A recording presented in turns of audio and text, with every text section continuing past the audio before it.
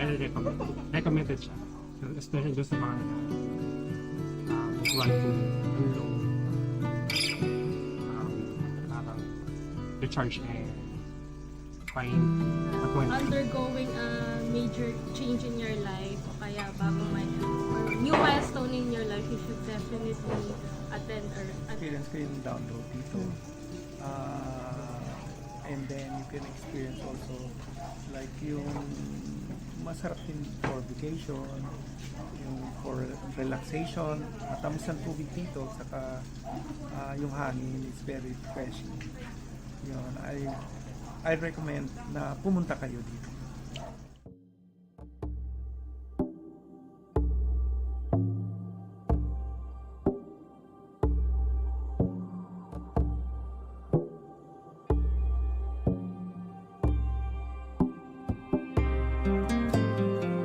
Highlight ko is yung Sacha. Profound yung experience ko doon. So parang maraming tanong na sagot, yung mga kailangan kong wisdom para to move forward. So yun yung highlight. And then kung gusto niya din na parang mag-make space for new energies to come in, so maganda din yung retreat. Kasi inaalis mo yung mga energies na hindi na nagre-resonate to make space for new. So yeah.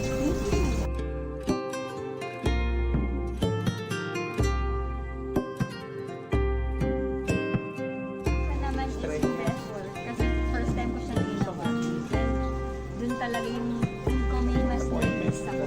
And then yung surrounding ng house after ng week kasi sobrang daig ko pa yung tumakbo sa energy na na-release ko siya. Yung energy yung na-release parang mas full capacity yung energy na recharge.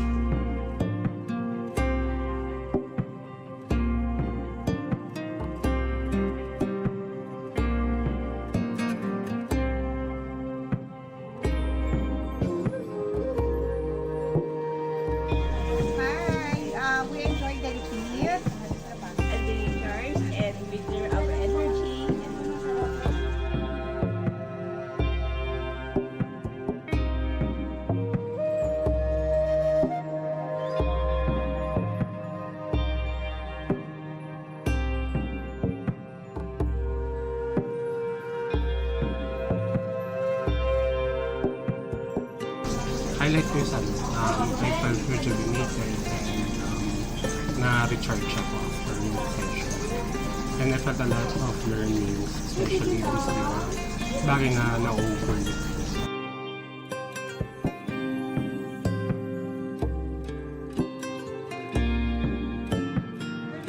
everything, highlight. Lahat po sila one of a kind. Kasi every part of the ceremony or the planting has its own significance to my life. Ano siya, new beginning siya. Kung yung gusto niyo yung word na new beginning, ito yung retreat for you.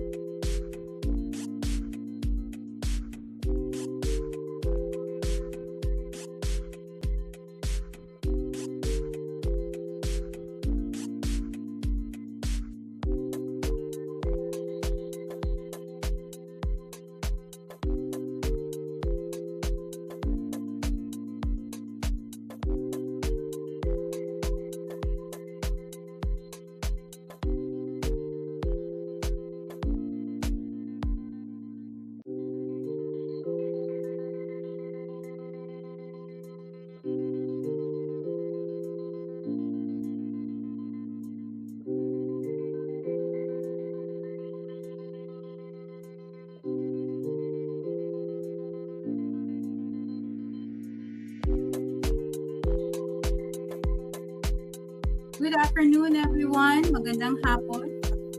Good afternoon for those who have, there are a lot of people in the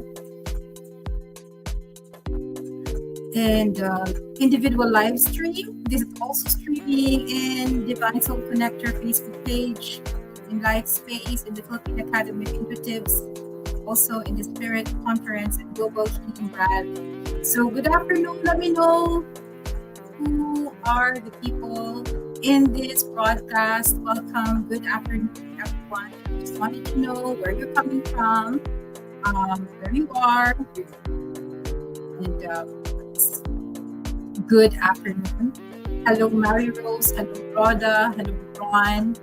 Yes, sumilip lang. It's okay. You still have time before your time back. Luella, thank you very much. Let me see. There's Lisa, Jamar, Manuela, hello, from Vienna. Yes, Victoria, hello, Glads, from Baguio, and Ram, from Cebu, and Temperson, hello, good afternoon, welcome. Welcome to our live stream, Mayari Live, episode 12, and the topic today is lessons from healing your lineage.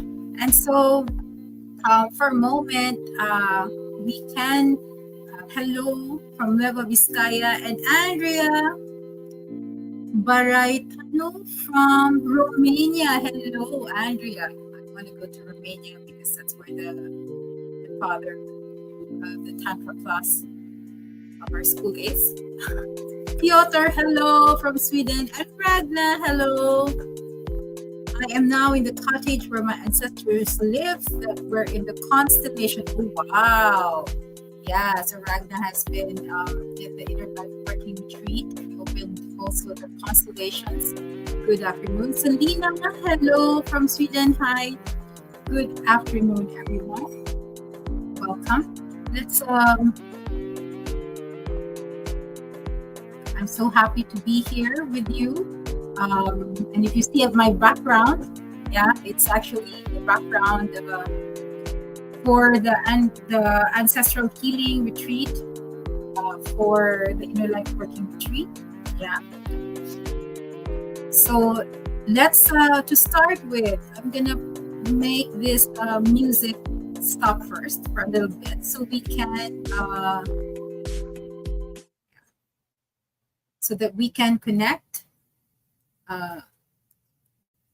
I usually start this live stream or any kind of activity with a prayer, connecting to the heart, and also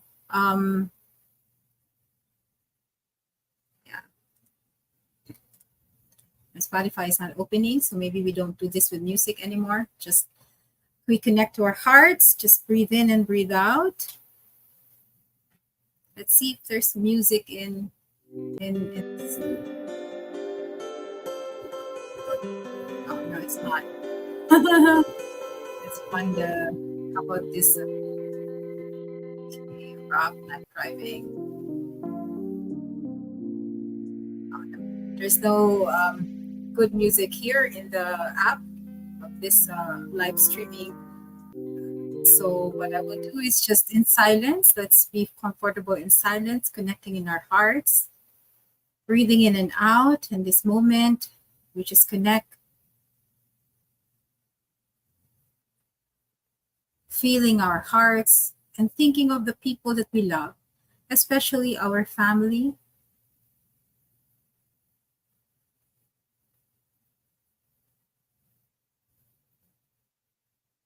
There might be people in our ancestry we don't know that may be your guides today, that maybe have urged you to come here to this live stream so that you can listen. And we breathe in and out and trying to honor them in our hearts, even though we haven't met them personally, we haven't met them.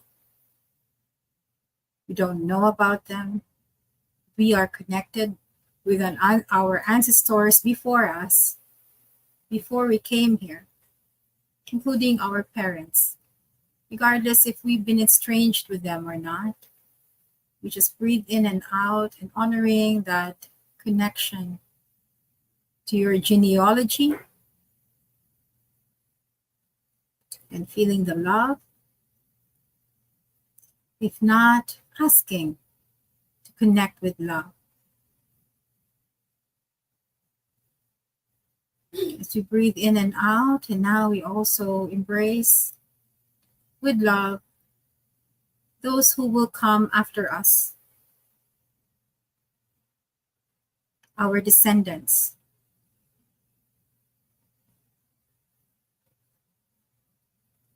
Coming from all directions, not only from us, but also from our relatives.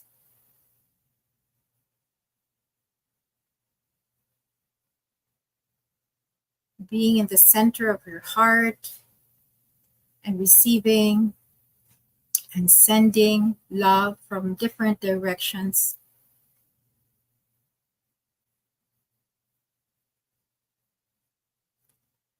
We now open this discussion of lessons from healing the ancestral lineage and dedicating it to our divine concept, whoever, whatever we think God is, to the highest concept we have of ourselves, or the highest concept of creator or source.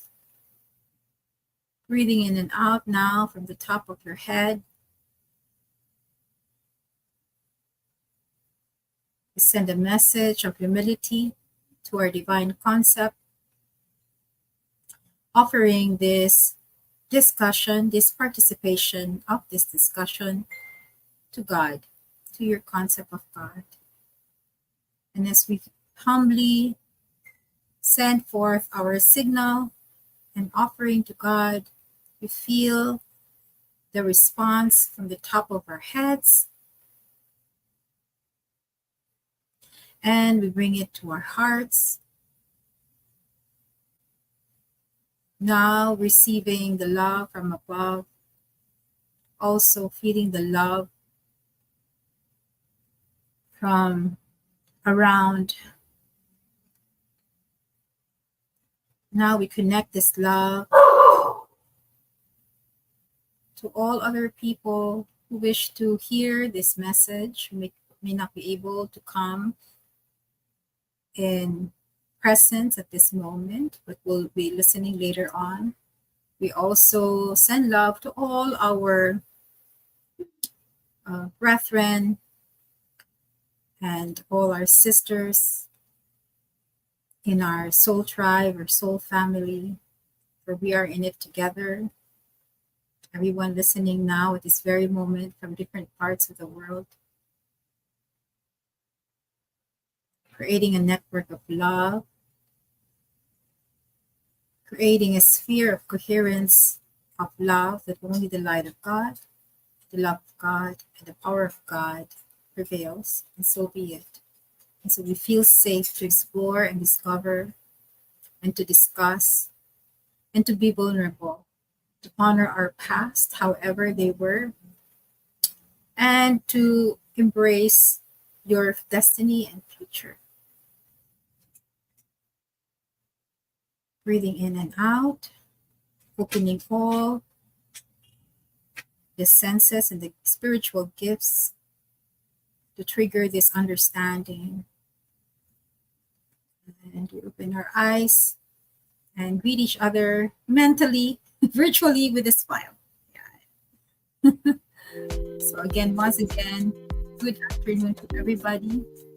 And we are now, so there are 2 comments here. Hello, Selena, sending you love too.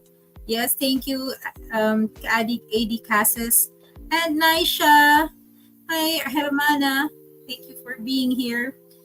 So today our topic is about lessons from healing your lineage. So let me tell you first how, before the lessons, is how it came about that I ended up doing this ancestral healing. It's not something I chose to be in. It's just somehow like part of where the spirits pushed me towards. It's like, it's like with shamanism, with being curandera or being a reader. It's not something you chose. It's something the spirit pushes you towards. Yeah, it's not. And with that, like synchronicity happens. And for me, I first learned transgenerational healing from a teacher. Her name is Usha. She's Indian from Hyderabad, and she's been doing this kind of the transgenerational healing, and I've assisted her with numerous retreats here in the Philippines in the past. I wasn't interested in becoming a practitioner. I was more always the one assisting her because I was marketing her events and organizing the people, and I was always there in all of her sessions. So Usha is still doing that. She has a retreat center in the Himalayas called Pink Mist. Yeah, she's a very good teacher. We haven't gotten in touch for a long time. And so that's for how I got introduced to this kind of work. Yeah. And that time she told me, like, when I asked her, like, how did she got into this path? And she said, like, oh, at that time, a long time ago, I think that was in 2013. So 9 years ago. And she was saying, like, yeah, there were a lot of people at that time. There was in 2013, her teacher chose her, handpicked her from a multitude of people. And it was very intuitive. It didn't have any form of systematized learning approach. And now there is one. We call that family constellation works. And I've also been a fan of Virginia Satir, the family therapist, and really, really a fan of her and her work. But I didn't dare, to do this work because I know I'm a reader. I'm a reader. At the time, I was doing energy healing and I was doing readings and stuff. Yeah. So when I was already doing work with I was doing retreats with ayahuasca with Naisha already here in the Philippines. I asked the spirit, my brother, I asked about ayahuasca, what is next for me? And she said, your next step is healing families. And I didn't understand that because at that time I didn't really have some form of background, educational background about family therapy. I studied it on my own, but not really got into it. So I was confused, until one day when I got involved into, years after I got involved into like a real family scenario with one of my companions in the Sacred Plant Medicine Asia, where she invited us after a cacao and session to go to her family and help her reconnect with her family. And I was in the middle of real people, mother, father, and the brother and her, they were estranged. And for some reason, I was trying to kind of help them reconnect with each other. And I was also surprised by this. Yeah, so that was the only time that it marked in me, like, yeah, okay, so this is really where I'm heading towards. Yeah, so in 2000, I think it was in 2000, I did my diets, I think in 2017 and 18, and in one of those diets, I got a lot of downloads with regards to relationships, soul relationships, and because I was also a love coach then. But one day, and it was, I think it was August 8th, 2018. And we know that August 8th is a very significant day because for some of those who are practitioners, they know that this is the Lion's Portal, the Syrian Gate Portal. It's where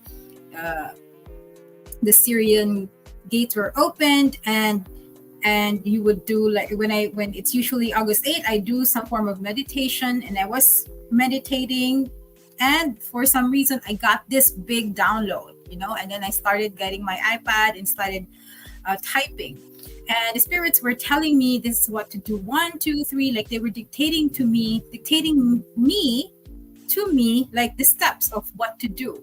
And this is actually what the retreat now is. The inner light working retreat are the steps. At that time, I didn't really understand what they were. So a week after, like, I got this download and I was not confident, like, okay, what will I do with this?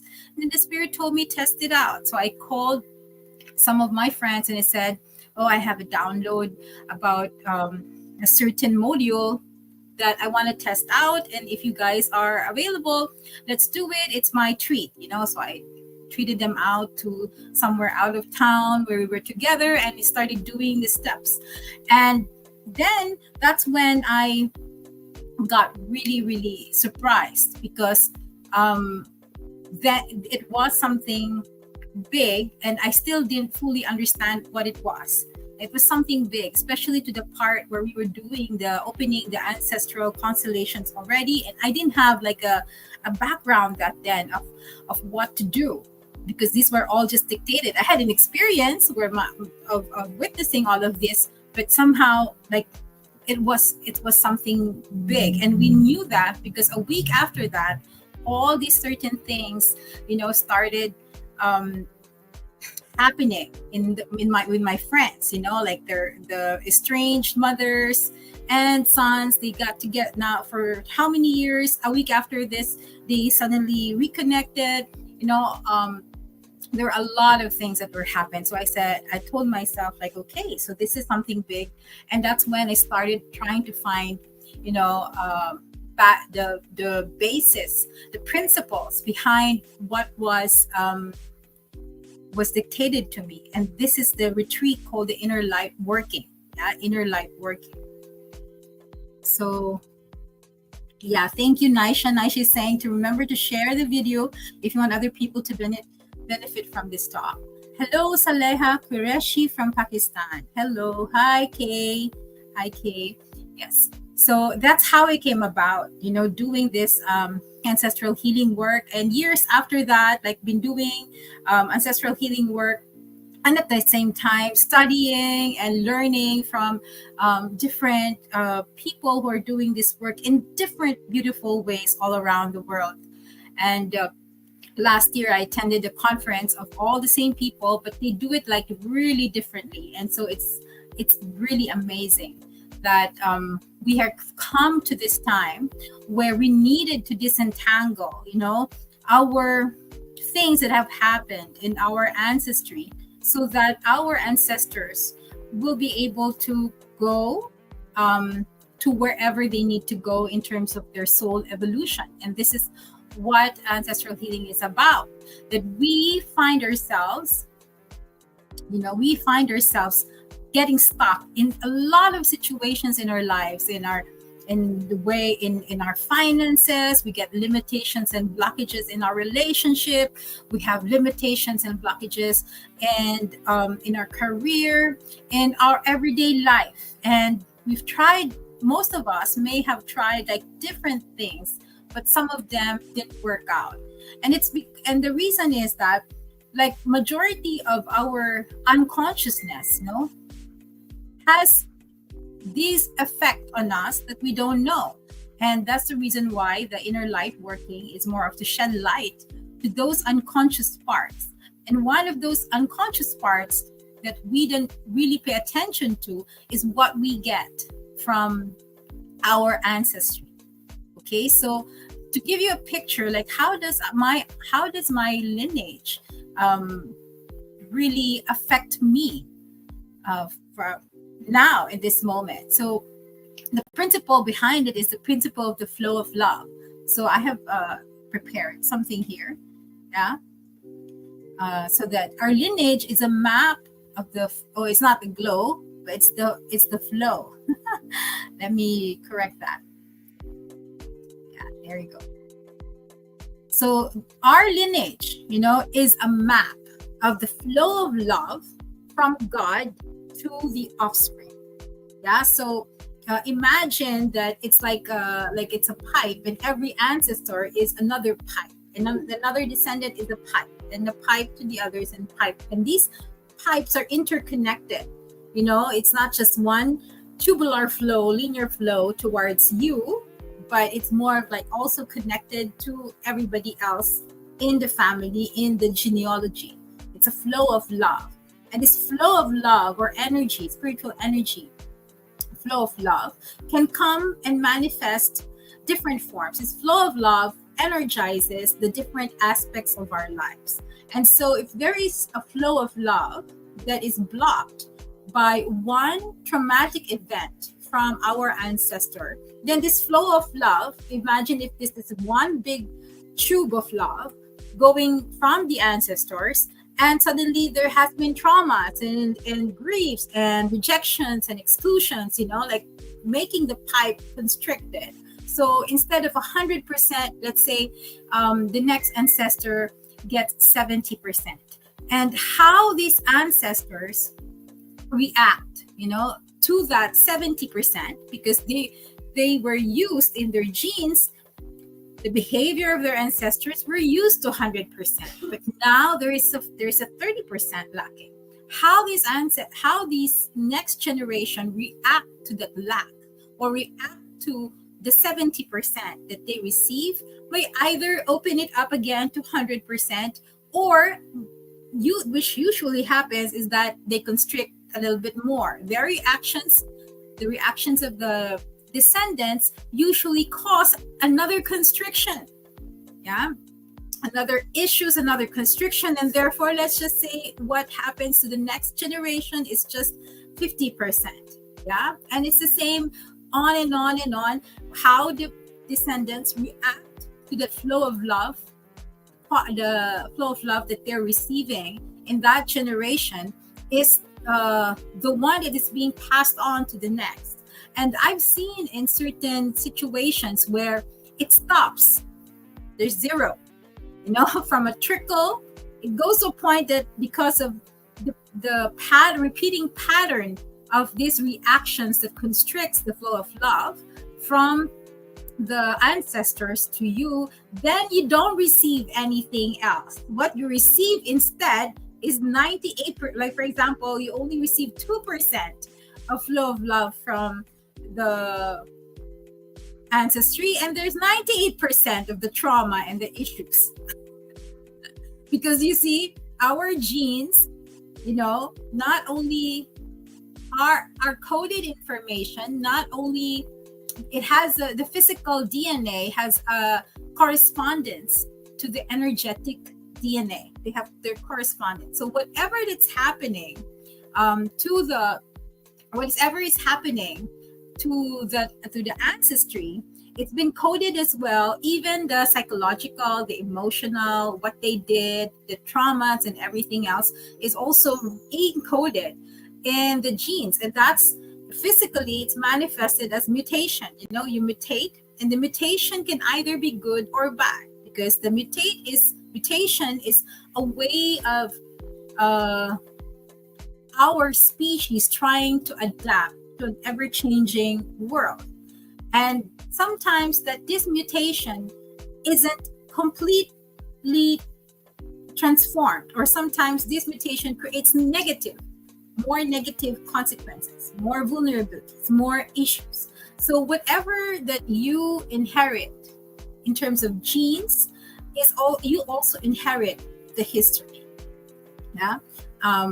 And that's how you're able to. There are certain cases that I've witnessed where, for example, a person, the great-grandfather who was in the war. After the war, the great-grandfather became depressed, because of post-traumatic syndrome. And at that time, during the war, nobody knew there was no word called PTSD. Nobody kind of cared what happens to soldiers after war. I mean, in terms of the psychological part, we didn't have that consciousness and awareness. So, in this story where I opened a consultation for a certain person, he was a guy, and he's great, and he was having also depression. He has having suicidal thoughts, and he couldn't understand where it's coming from. The parents couldn't understand where it's coming from. He had an okay life, he didn't, nobody was really like making him, it wasn't an insufferable life. They were not in poverty and all of this, but this, because of his the history of the grandfather, especially when it's something that is suppressed, it's something that is not being honored in the ancestry, in the family, not really integrated in harmony, and honored, then it comes out. It comes out in in the next generations. And so this person, once that he has understood, like, okay, this is the suffering of my great grandfather in war. I don't understand because there's no cause of suffering here in this present moment. This is something that I'm carrying because there is a necessity for the family. And when somebody is depressed in the family, it is a family matter, especially when you're young and then you're depressed and your family doesn't know. Of course, then the parents get involved in it. It becomes a family thing, right? So then it's more of like the child becomes, or the guy becomes like an opportunity to honor the suffering of the great grandfather and reintegrate it in the history in a healthy way. Yeah, reintegrate it in the history. And at the same time, by honoring this person becomes free to embrace his own destiny. Yeah, so that's sometimes it's how it works. We inherit, the history of our ancestors, whether we like it or not, whether we know it or not. Yeah, there's a lot of stories that we don't know, but they are all encoded within our genes. Now, you might ask me, but why is it showing up in my history but not in my siblings' history?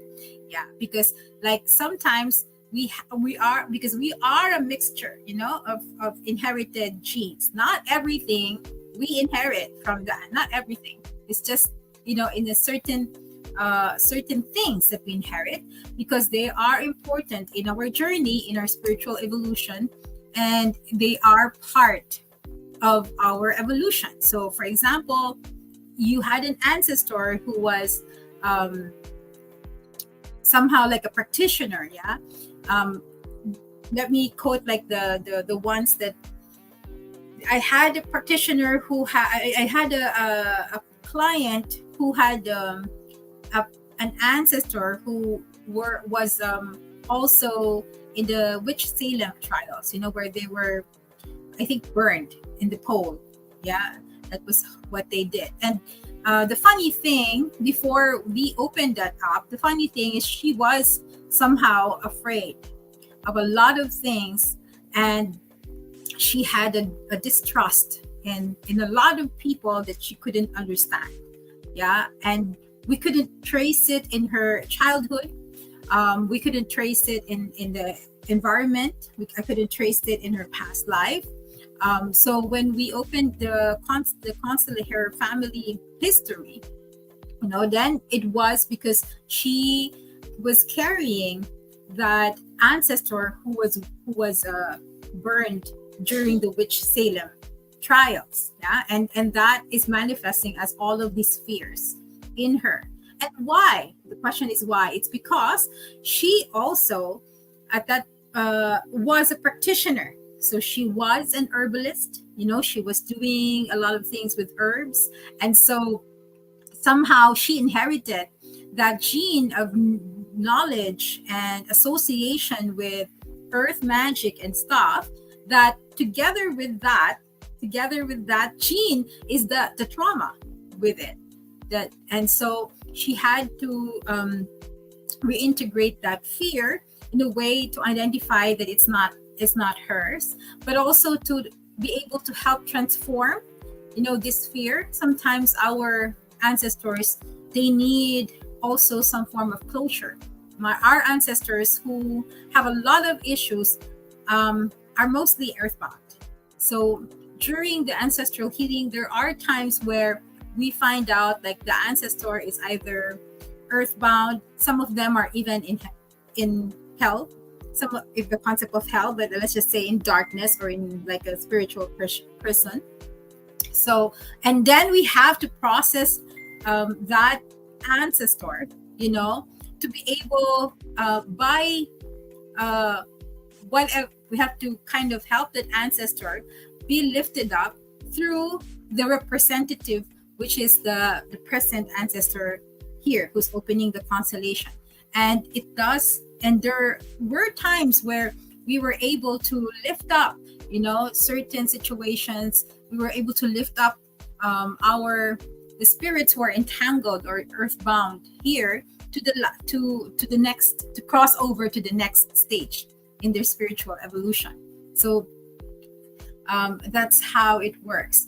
So this is a lesson that we do inherit a lot from our ancestors, whether we know them or not, whether very, very unconsciously, they're part of our operating system.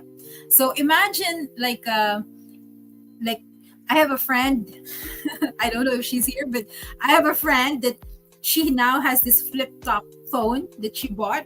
And the thing is, a long time ago, there were a lot of flip-top phones already, but but not as not the digital what do you call this kind of newer phones that we have.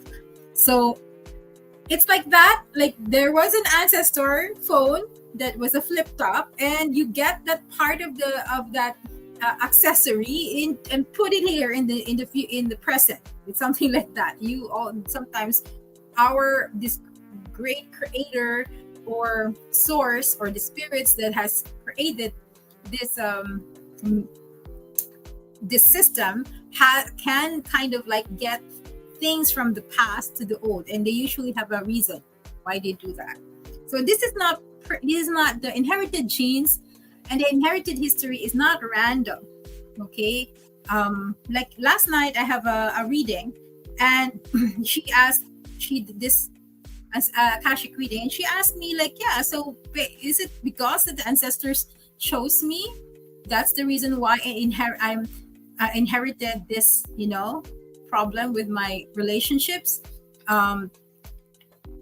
Is it because that they chose me to do this, to carry their suffering, or is it something pretty random? And I asked the Akashic masters and teachers about that, and the answer was it's yes and more. That was the answer. Yes and more. Yes, in a way you are chosen, and yes, in a way that it's not random, but you also signed up for it. You signed up to carry that in this lifetime. Why? Because it is sometimes before you came here, you pre-selected, the lessons that you need to learn, the things that you need to address for you to evolve to the next level. And somehow, like this is one of those her problems in relationships, she inherited, from her ancestors, so that when she's able to kind of transform it, it becomes like a stepping ground towards her purpose. So it was so beautiful, to how the masters and teachers of the Akashic answered it with her. So all of these things, we don't blame our ancestors. We open the constellation not to blame. And I just want to let people know from the very beginning that our ancestors and even our parents, have done the best that they can with the resources that they have. They've done the best that they can with the resources that they have, with the consciousness and awareness vessel that they have. Yeah. And we are lucky to have more kind of come up, we have this kind of technology called the family constellations, the ancestral healing modalities. We have this awareness already, and we have this consciousness. And we thank our ancestors, because without them, we wouldn't reach this point. So the whole point of doing ancestral healing is not to point blame, but rather to disentangle, to honor what was, and have the freedom to choose what you move forward towards. Yeah, what should be, what is aligned to you. So, and it becomes like an opportunity of healing for yourself, for the people around you, and from your past. So it's a beautiful medicine. It's beautiful work, this ancestral healing. Yeah. So now try to remember, like the very nose that you have right now, the information, or the very eyes that you have right now, that information came from a base information of the genes of your ancestors. You can never have like, oh, that May will have this kind of nose.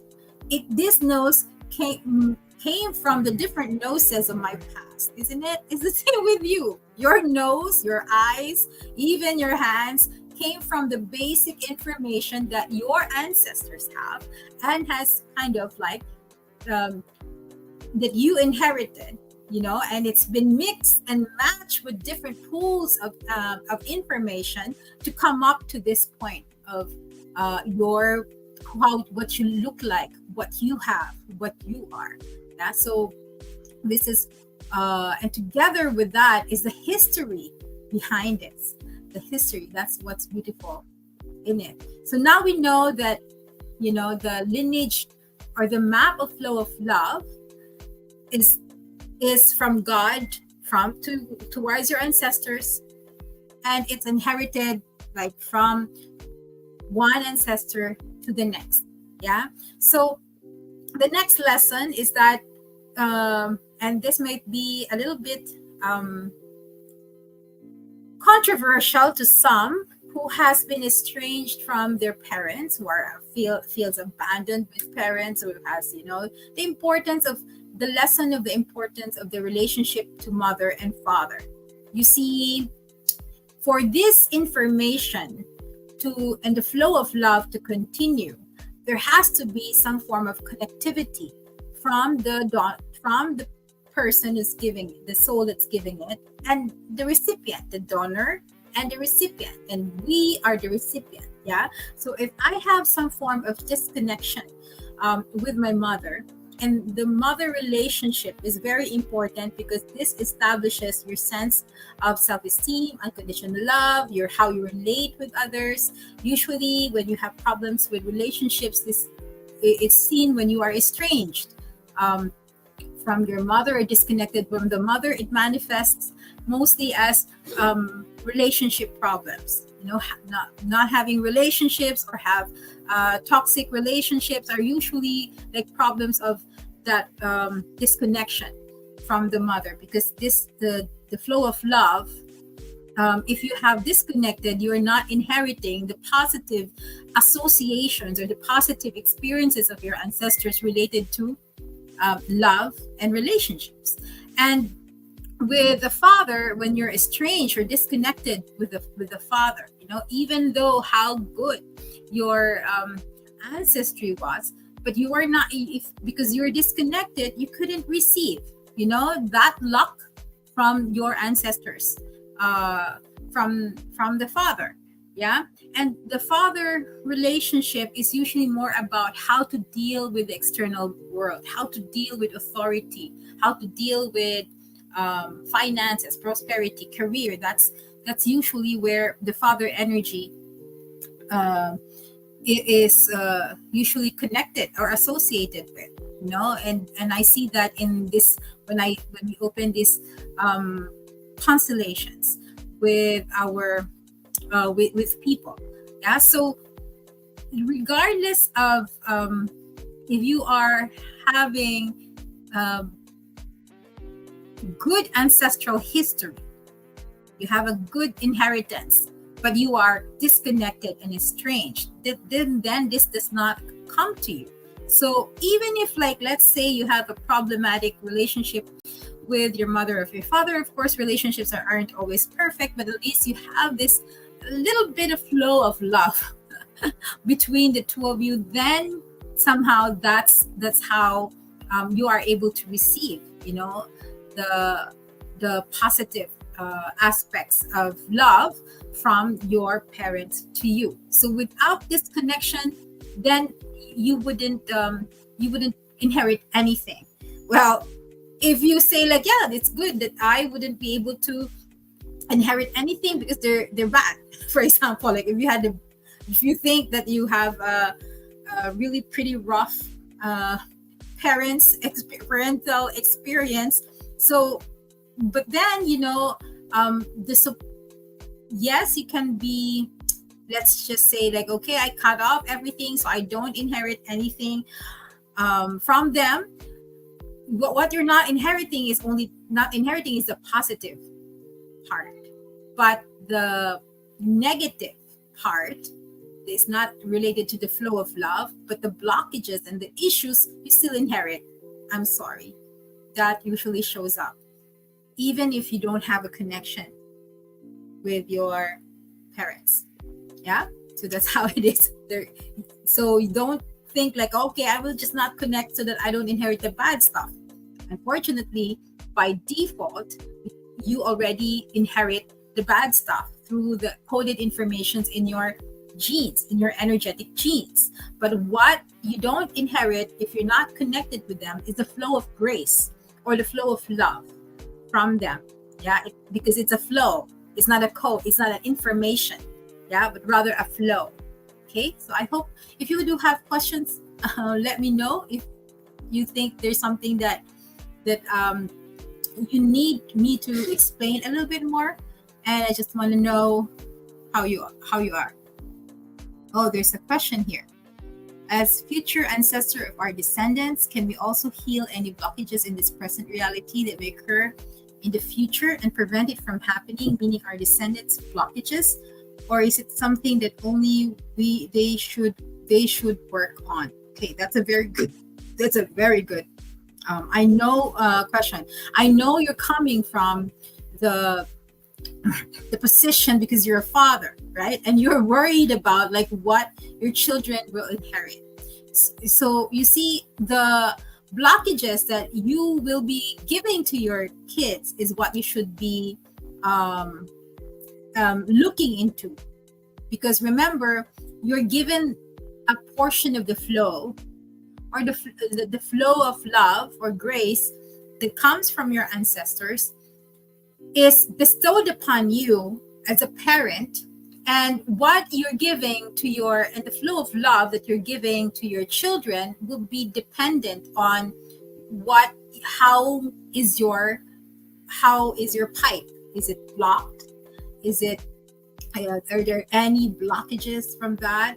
Are there any issues on that? And because that is already, let's just say, if your child is already born, yeah, and most probably some of these issues in your ancestry has already kind of been transferred through the coded genes. But once that you clear that within yourself, and also once you clear the flow of love and you clear the issues within yourself, it's instantaneously. When you clear something from the ancestral issues and traumas, like all gets healed, all the descendants and even all the ancestors gets healed. That's what's amazing about ancestral healing, because we are part of our ancestor, and us and our descendants is like part of one big egg. It's like one big egg, and we split into different finite individuals with different diverse personalities, but then we carry like a shared we call this in the law of I think, it's not a law, it's more of like a quantum. In science it's called quantum entanglement. It's quantum entanglement. What happens to you at this very moment, what you do to yourself, has a corresponding instantaneous effect on the others that are identified with you. So since your children is like part of you, came from you, you have stuff with them. So whatever healing that you're doing within yourself, instantaneously they're also healing that. Yeah. So whenever you see problems in your kids, and you say like, I can't do ancestral healing, he's just a kid, for example, then what you do is you do healing on yourself. And in when you heal yourself with that particular issue that is connected to what you're healing with the child, then things will happen to the child as well. There will be healing to the child. So I hope that answers my question, Wilhelm. And the same thing when you do like certain retreats, plant medicine, inner work. It's the same thing with inner work. Once that you do inner work within yourself, and it hits that part that contains the ancestral data, for example, or ancestral database, then it has instantaneous effects on the descendants and also the ancestors. Okay, so that's how I can answer your question. So there's another question here. What if the child takes distance because of negative influence from parents? What happened with this love flow? Okay, that's a very good question. Ragna, what if the child takes distance? Because I've had like cases like that where the child was somehow taken by the social workers because of the abusive and toxic parents, and so now this child grew up, in orphanages and in foster care, and then was adopted, eventually adopted. So what happens to the love flow? So what happens to the love flow? There would be some form of disconnection from the love flow of the parents when there is the child is kind of like did not establish some form of connection with the parents. If, for example, they take distance, but they still have some form of connection, and especially when there's a positive regard towards each other, either it's known or not known. Yeah. Like, for example, there are certain situations where the child understood but then has a positive memory of the mother, and the child also, and the parent also understood that there's a positive regard towards the child, especially when there are deaths, deaths, for example. Although there are also effects of disconnection with deaths and separation, but when there is a positive regard with each other, then there is still connection. But most often, when there is distance between them, and either of the parties doesn't either have guilt, some of the parent might either have guilt, from it, or remorse, and the child may feel abandoned, and all these feelings block that flow. All these negative feelings towards each other and towards the situation block that flow. That's the answer, right? I hope I answered it. Okay, so then there is can you inherit the traumas of your mother? Yes, very much, and much more. I will later on I will discuss about what they call invisible loyalty. Sometimes we have this tendency, very, very unconscious, that when we see our mother, that is like we see a parent who's suffering, we kind of develop a certain loyalty towards them, unconscious loyalty towards them, that we repeat. Not only do we inherit their trauma, but we repeat their trauma. Yeah, we repeat the situations, and this is something to do with some what you call invisible loyalty, and I will go into that a little bit later. Yeah, thank you for the questions. Those were very intelligent and insightful questions. So now,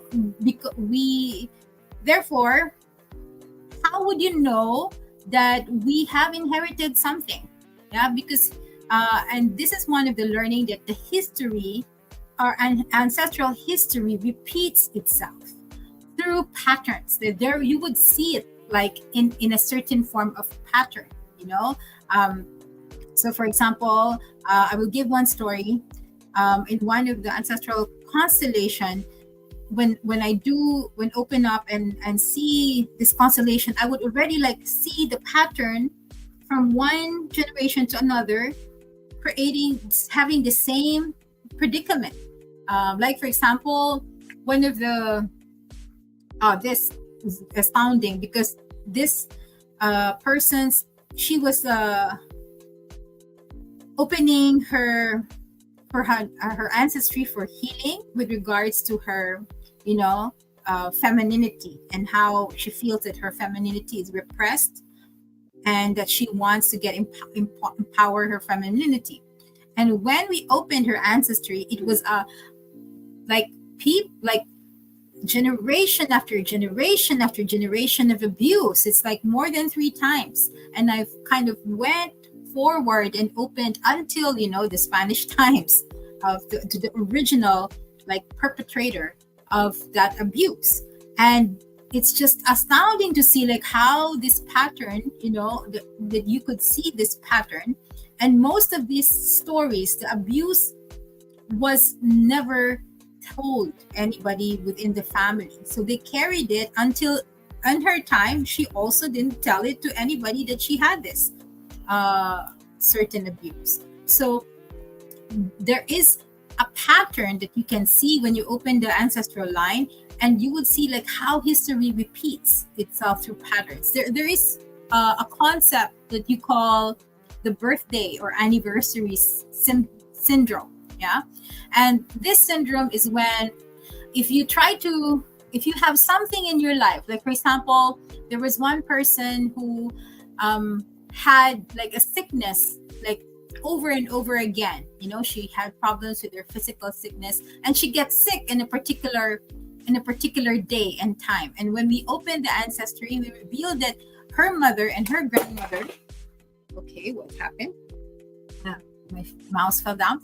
There was the mother and grandmother. Somehow, her mother died at a certain period. She always gets sick in the year, and then her grandmother also died in the same period, same month that she always gets sick. So there is this kind of situation sometimes, that we unconsciously, when we don't process certain things, especially when grief, we don't process the pain, we don't process our trauma, we don't process and integrate things that happen in our life. We take it for granted and we hide it. It comes out like an invisible unconscious pattern. Might seem that it's not related, but they are. So this woman, when she understood, so I'm getting sick because I'm kind of repeating the pattern of my mother and my grandmother. My mother repeated the pattern of my grandmother. I repeated both of them. And now I'm I keep getting sick. So sometimes you have to send back things that are not yours. You might be carrying some stuff that does not serve you anymore. We carry this stuff because there are parts of them that serves you. There's a purpose, but there are also some stuff that doesn't serve you. As I explained a while ago, there are things for example, the gifts, the spiritual gifts that you get from, or a talent or skill you get from ancestor, but because of the history around it, we also get the negative stuff around it. So once that you acknowledge that you are getting something from your ancestor, and you have to also return back that which is not kind of identified, it's not yours. So when she was able to identify that and said okay, I honor and I see your suffering. This is your pain and this is your experience. It's not mine. I give back this suffering because and so that I could be free to embrace my destiny. Yeah. And once that happens, then you would see, then she actually the year after that, she was very nervous about whether she will get sick or not, but she didn't get sick after that, and after the year after that, and the year after that. And it's kind of because we trace it back to this pattern or history. So sometimes it's like that. Yeah, sometimes the pattern of abuse, also the pattern of addiction comes from most of them comes from ancestry. I'll also give an anecdote about, it's a guy, he's an artist, and what he did was what's happening to this guy is that he has been depressed for a long time, and he thought because I'm an artist, that's the reason why I'm prone to these things, and he was diagnosed as bipolar. And and went as a drug addict. Okay, and so when we opened like the constellation, we found out like a grandfather was also like a musician. He wasn't like a he was like a painter, and this was a musician. But the thing is, they're artists. He also got depressed and he committed suicide. Yeah, and this created something in the family. The family was so ashamed to even tell other people that this grandfather committed suicide. So it became a hush hush. It became a secret in the family because this family is somehow somebody known. It's a famous family, and so it became like a secret. And when secrets happen, as I said, when it repeated the pattern, this person just repeated what happened to his grandfather. And even if it's not this grandfather was a drunkard, so, and he was an addict, although it's the same pattern of there is addiction, there is depression, there is suicidal thoughts, and it's so uncanny to see. So once that you understand, like, to give back this energy, and we know the reason why this guy carried that is so that the secret will be revealed. So that secret would come out to give light to what happened to that soul, and so that this soul can be reintegrated back in the family history. Yeah, sometimes that's the reason why it repeats. Okay, so yeah, history repeats itself in patterns. Okay, there's another question here by Ragna. I also wonder, in the cases where the child has to take distance when there is still emotional abuse and the parents are in denial and do not want to solve, can there still be love flow even if there has been distance in order for the child to be free? Yes. When there, for example, okay, so now there's context. The parents abusing the child, and then so the child has to be taken away, to take distance so that the parents will not be able to abuse the child. And the parents felt, or maybe there is abuse that happened. It's not the parents. It's not said here. The parents are not the parents, but the parents were in denial and do not want to solve it. So maybe there's another person. There's a third party. In this case, I think I'm assuming, Ragna, the way that so there is a child, and this child was abused, and the parents were in denial and doesn't want to solve. There's a lot of people like that, that they kind of dismiss the what's happening to their children. Okay, and then the child had to take distance because she felt she's not heard, she's not trusted, or she's abandoned by their parents. Can there still be love flow even if there's been a distance in order for the child to be free?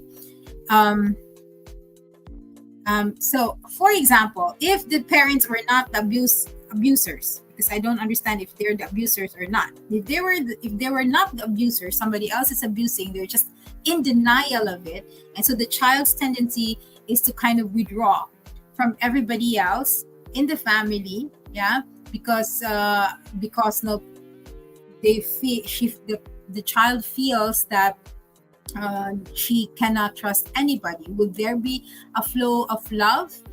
Yes, because in time, there would be a flow, but the flow of love will be constricted. So let's just say that if they were not the abusers and they did develop over time, also they are. Okay, so now we change the context. So Ragna is saying that the parents are abusing the child, so the child had to take distance.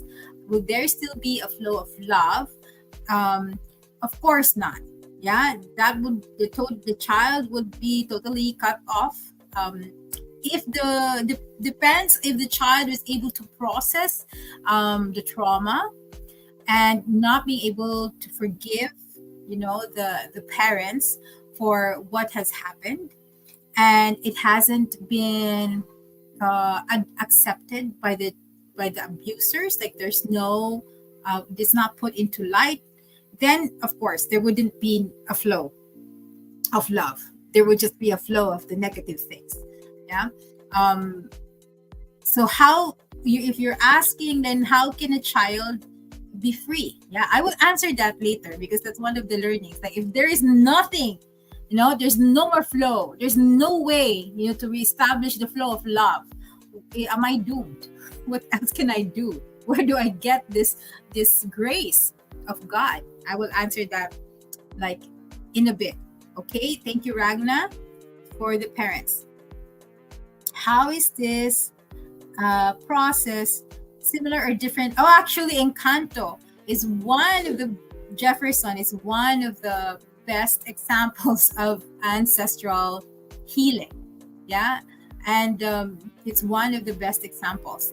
When I was like thinking of this, I was like thinking of Encanto, the movie, because it's about the family. Although I forgot the storyline, but if you learn now the things about the ancestral healing, you can look at it. You can watch the Encanto and understand it in this lens, of understanding like, oh, these are like the person healed that family. I'll explain later, because it's multi-level in terms of what happened there in Encanto. Okay, so now this house. Now Ragna also has a question. This film is amazing. Yeah, it is. So maybe after this, everybody can watch it and with the lens of the lessons of ancestral healing. Yeah. Okay. So moving forward, with regards to okay, I'm gonna. Here's the. Okay. Moving forward, with regards to that history repeats itself through patterns, the next that I would like to is this one. Honor the history, but embrace diversity. Okay, so for example, like there are traditional families, especially families who have a strong maternal or patriarchal presence, like in Encanto. They do have a rigid tradition and a rigid way of being, that it says that this is a way to be, and it is good, like to have this kind of ritual to feel this belongingness and connection within the family. But what happens is, when your family structure and tradition is too rigid and inflexible, and when times change, it becomes a deterrent, like for the family to survive. So for example, in the time of war, in the time of COVID, in the time of when all of these certain things that happen beyond the family in the macro scale, then if your family rules and traditions are too rigid, for example, then it will break the family apart. It will break the family apart. Now, for example, in the Philippines, like having an LGBT child in the family was uncalled for. There were a lot of my friends who were, when they reveal themselves to their parents, they're always ostracized, excluded from the family, kicked out of the house, abused, and all of these things. Yeah, I don't know now. Things have improved now because of the awareness and understanding, but because of this rigidity, it broke the family apart. There is a purpose of this tradition, helps the family unite. There is a certain family. I have a friend where we visited his resort, I think in Batangas, and he said, every Christmas, like all my family, wherever they are, they may be in different places, but every Christmas they gather here. It's like a family compound, and it's so beautiful. that they still have that kind of tradition. Tradition is beautiful, but when, for example, it is not in sync or adjusted or adapted to the times, then it breaks the family apart as well. So now we would have these people that comes into the family, we call them deviants, yeah, those that defy the tradition of the family. And the reason why they're deviant is because there are things, it doesn't necessarily mean that they don't love the family.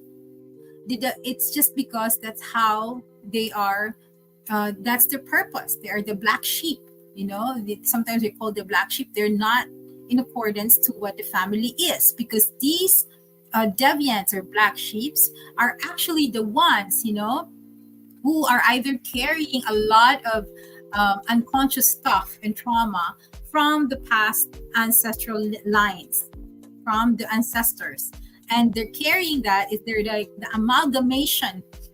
They're the amalgamation of all those ancestral things that are unspoken, unresolved, those that are traumatic, that are unprocessed. He carries that, and now there is a need to change certain things. So that's what the black sheep purpose is in the family, is to tell the family, hey, there are things that need to change. It's okay to have this tradition, but we have to have a certain sense of diversity, because when you are not diverse, and let's go to genes, for example, the physical genes. If we are of the same genes, and then some meteor happens and we get into the ice age, and nothing in our genes tells us have the capacity to live in the cold, for example, then everybody's dead, isn't it? Or, for example, there's a family with some form of rigid genetic code, and you see this in history as the ones that they inbreed. They marry their cousins and stuff, their relatives, because they don't want to share the wealth to some other people, something like that. This diminishes diversity, and the recessive genes comes up, and usually these recessive genes put out some form of vulnerability. It might be either good or it might be either bad, but mostly, like you see, these recessive genes. That's the reason why most of these people who had inbreeding in the past, they die. They have what you call hemophilia, and it is a disease that is because of inbreeding. Yeah, it weakens the genealogy, the lineage. It weakens the lineage if there is no diversity.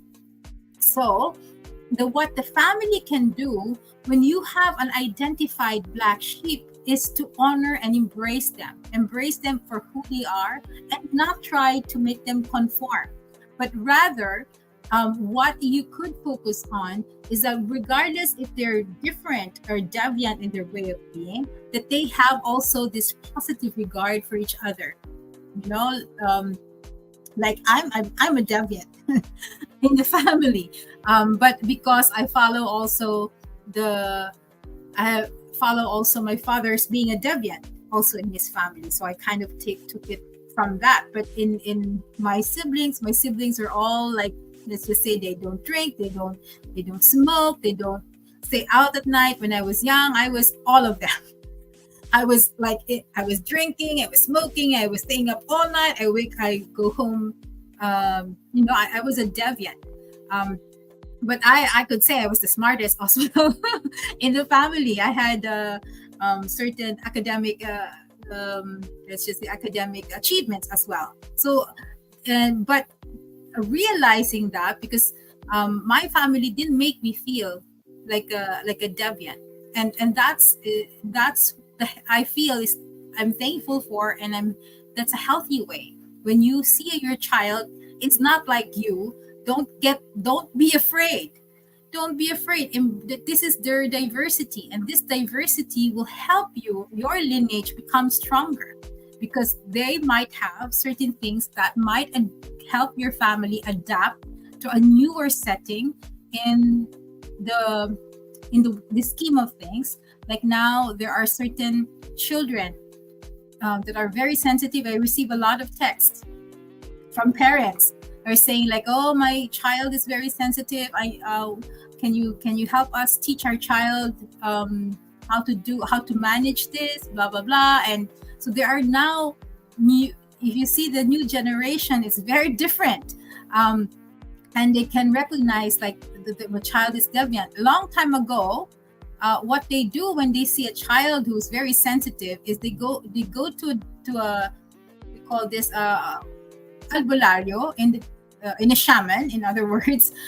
For us it's called the albularyo, and they ask this practitioner, oh, close the third eye of my child, or can you please do something about this, about my child, I don't want him freaked out, blah blah.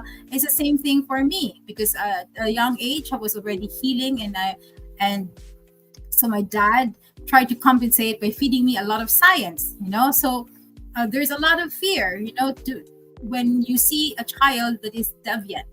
But in actuality, if you recognize the purpose of this child is to just help them honor the history of the ancestry, but give them the freedom to embrace their own destiny, it will increase the survivability. These black sheep ends up as the healers of the family line, usually.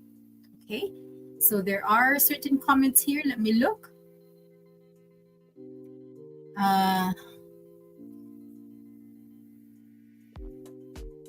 Okay, we've noticed on my mother's side, their sons are their favorites.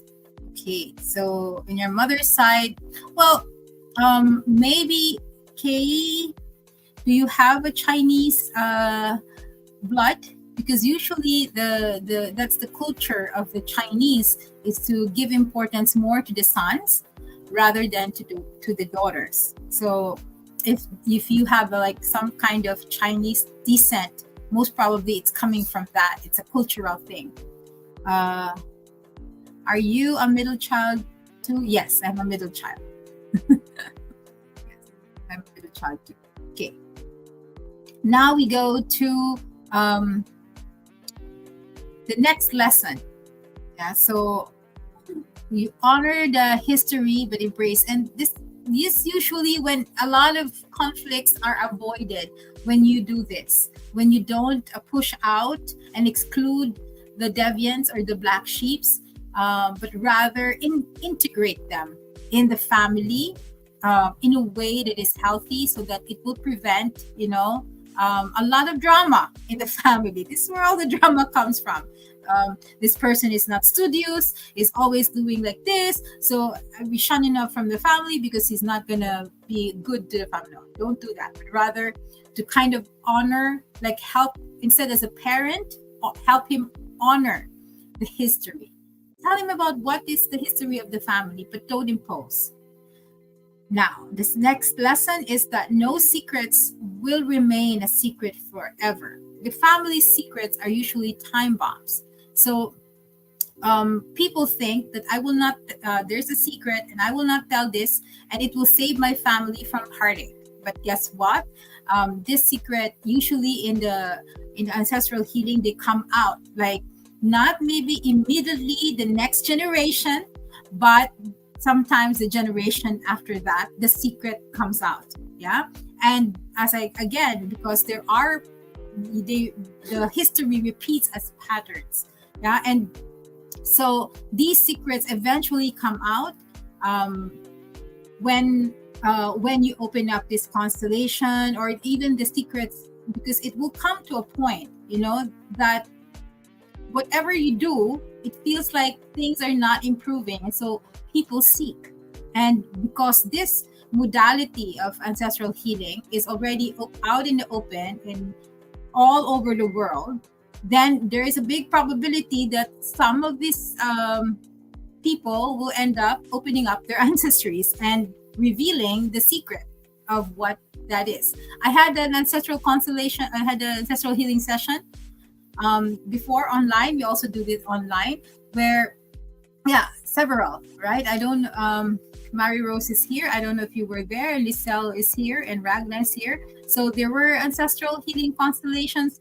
I don't know if you remember, where there were secrets in the family, and it is usually the one that is causing the problem of the family member opening of the patient or the client.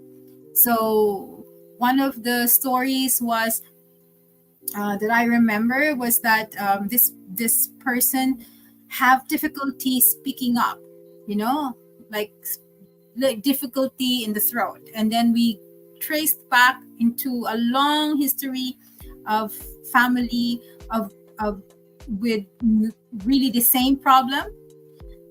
Now she could, like, before it was chosen, I choose not to say, I choose to be silent, and that there was a secret in the family, and I choose not to say this. Lifetime after lifetime, generation after generation, like that. Now it ends up to the family member of the descendant now that couldn't speak up if she even wanted to. If she even wanted to speak up, she couldn't, because it's now like ingrained in her DNA not to speak up. So you see, the free will is now thwarted. There's no more control over that. So the secrets is like a time bomb, because they show up later in the genealogy. They show up in your descendants. So that's one of the lessons that that I have learned. Now here, this is very in the light of the issue here. I will be of the Philippine Olympian Carlos Yulo and his mother. In the beginning, that the mother, usually the parent, supports the child, and in the Philippines it's very common that sometimes the parents fails to support the child, and then the child now supports the parents. So there are certain things that happen that creates reversal of roles, and the reversals of roles creates imbalances. So what is this reversal of roles? So when the child becomes the parent, and then the parent becomes the child. When the parent becomes sick, the child needs to take care of the parent. Or the parent fails, not able to bring protection and provision to the family, then the child sometimes assumes it. And in that manner, what happens is that the child sometimes becomes now think, that they are the head of the household just because they're earning the money. And this creates a lot of issues and imbalances in the family line. And in the end, it has a lot of effect on the different kinds of aspects in your life, not only in relationships, but also in the financial aspect, which means that there's usually a tendency that the child will end up also being in that role of the parent, where his or her child will now also be parenting him, something like that. So the reversal of roles is a lot in the Philippines like that, because there's a lot of expectations, especially to the eldest son or the eldest daughter, like to look after the children, the siblings, to look after, or also to take care of the parents when they're old. And I'm not saying it's a bad thing. I'm just saying it creates a lot of suffering, because they're taking up the burden that is not theirs. And so in these situations, we usually ask the person to give back the burden to the parents, of being the parent. So because this causes a lot of imbalances in the next generations. And the imbalances are different. So I will discuss later what are these imbalances and patterns that happens. Another learning is about that giving too much creates entitlement. I'm smiling is we see this in the generation of the newer generations right now. So if you look at the history of the world, for example, when there was the war, and then there was a lot of poverty, there was a Great Depression throughout the world. There was a time like that where the parents suffered, our grandparents suffered a lot, and their children also suffered a lot after that. And so somehow these children who were affected by the war-stricken parents tried to compensate. I don't want my child to suffer. And so the tendency of this compensation is we give a lot. We don't want them to experience pain, discomfort, and what happens now, this giving too much, creates a generation where they feel entitled. And I know there will be a lot of people of this generation who will be reacting, but it's true. Yeah, and it's true. There's a lot of entitlement of the newer generations. I'm not saying which generation, but I'm just saying the newer generations. There's a lot of entitlement because the parent wants to compensate by not wanting the children to experience what they've experienced. So why is this bad? It's, of course, when you love a person, you don't want them to suffer. But we don't realize that sometimes the soul wants to experience a little bit of discomfort to learn something. Yeah. And if I look back into my life, I grew up in poverty. I grew up in different phases. My dad was like, sometimes we have a lot, sometimes we're like zero. It's like that because he was a dabbler. But you see that those times where I experienced poverty, difficulty is the ones that made me stronger, is the one that made me learn a lot and discover of what I can do. And it's the one that made me take risks. Yeah. So if we want our children to be equipped for the world, for this world, allow them to stumble sometimes. Of course, not to be foolishly risky, because we know that the world now is very, very much different from before, but at least give them the opportunity to get themselves out of their own abyss and not really give too much or not give them in a silver spoon. Allow them to earn it. Allow them to earn what they have achieved, so that they can also take pride in what they have achieved and not feel entitled by it. Okay. So there is Soliha's question: what should parents do in old age in these cultures? Yeah, that is a very good question, because I myself is in that position of role reversal. Okay, so let me just explain. I think she's talking about the role reversal here. So it came to a point. There was a point where me and my brother, we're four in the family, and I'm the third, he's the second, so we're both middle children in the family. And when my dad ran out of luck, and that things just kind of happened, and the two of us, for some reason, did have like the grace, that flow, where we have all these opportunities to kind of generate income. And so what happened is we became like the income generators of the family until now. Yeah. But it was not something that it was something that I didn't want to take. I wanted to be free. So I kind of like tried to find a way to disconnect from that.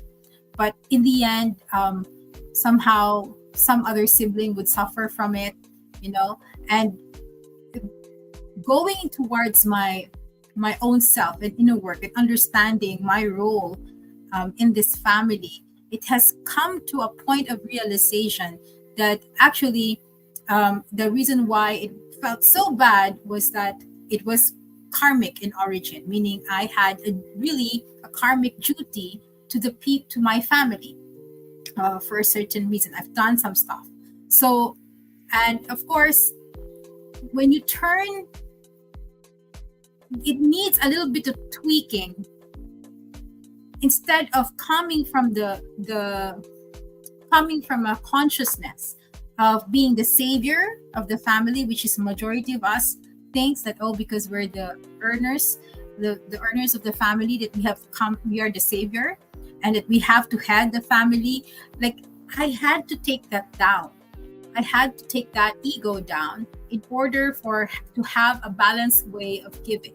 Yeah. So, which means that if I take the savior in me out, I have to allow them to also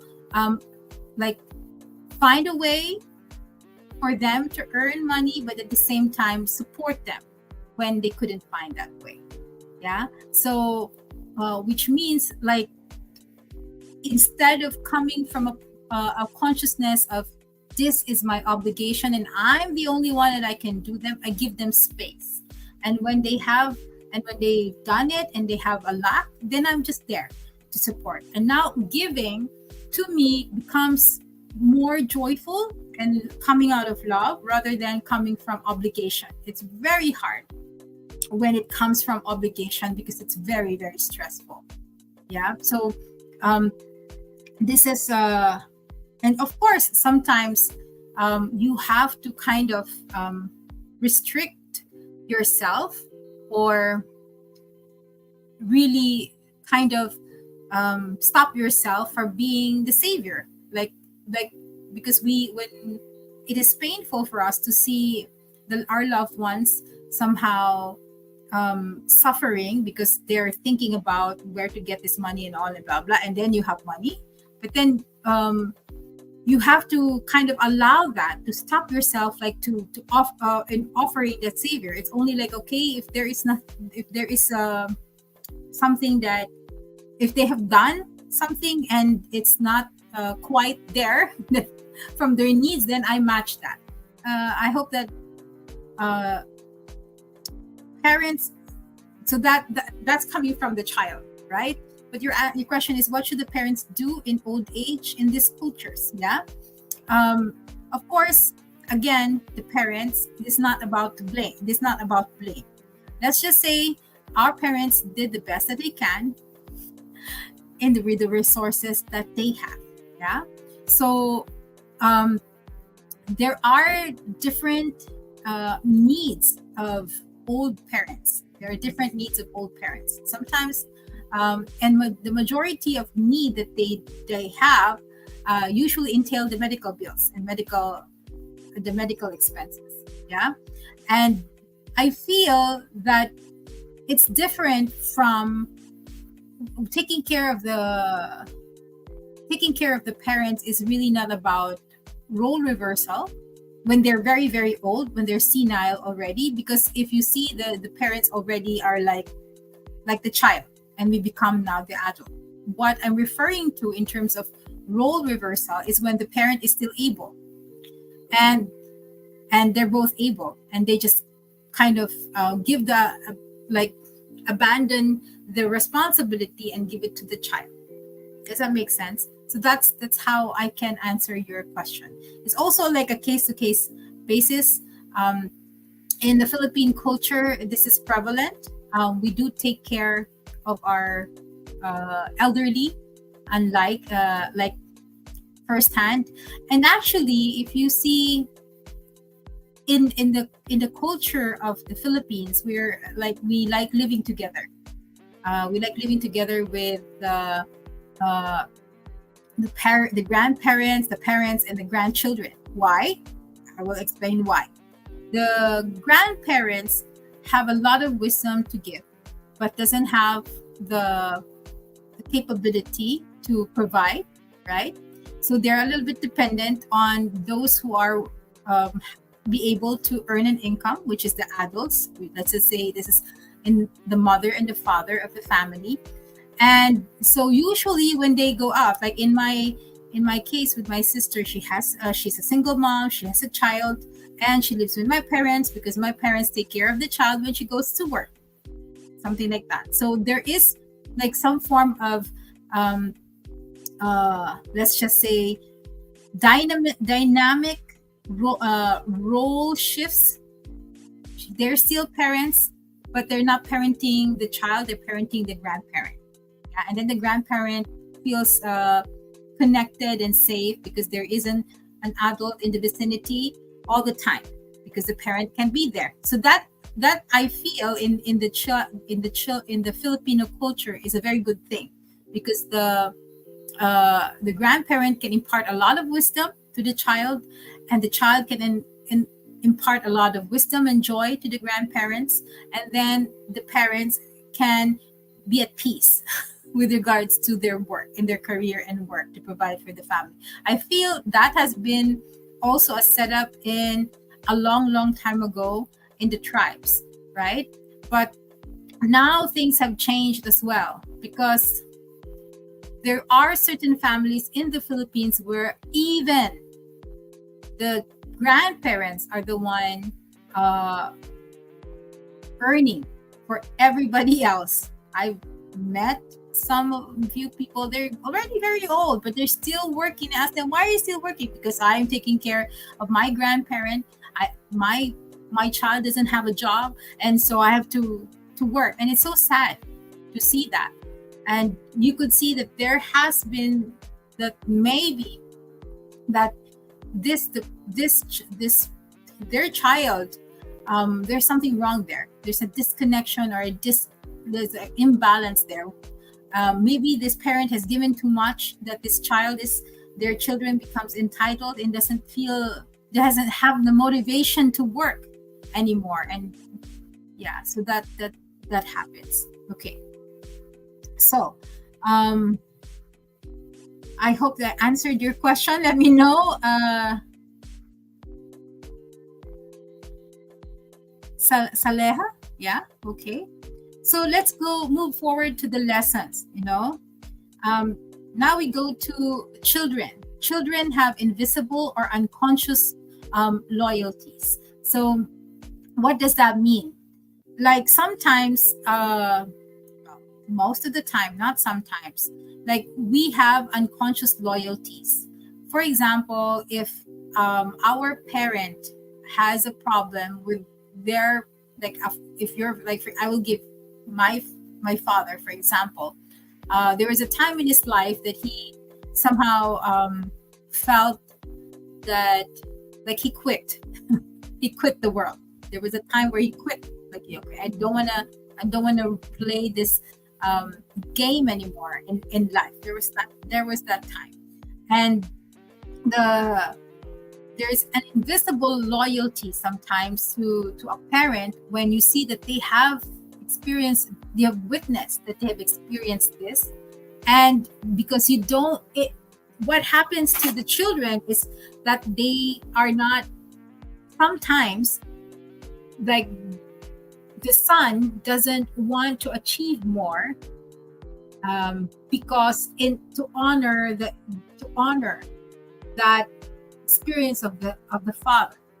It's something very psychological, but something very unconscious. And sometimes you don't even know who your child is invisible loyalty towards. Like what I said about the grandfather that this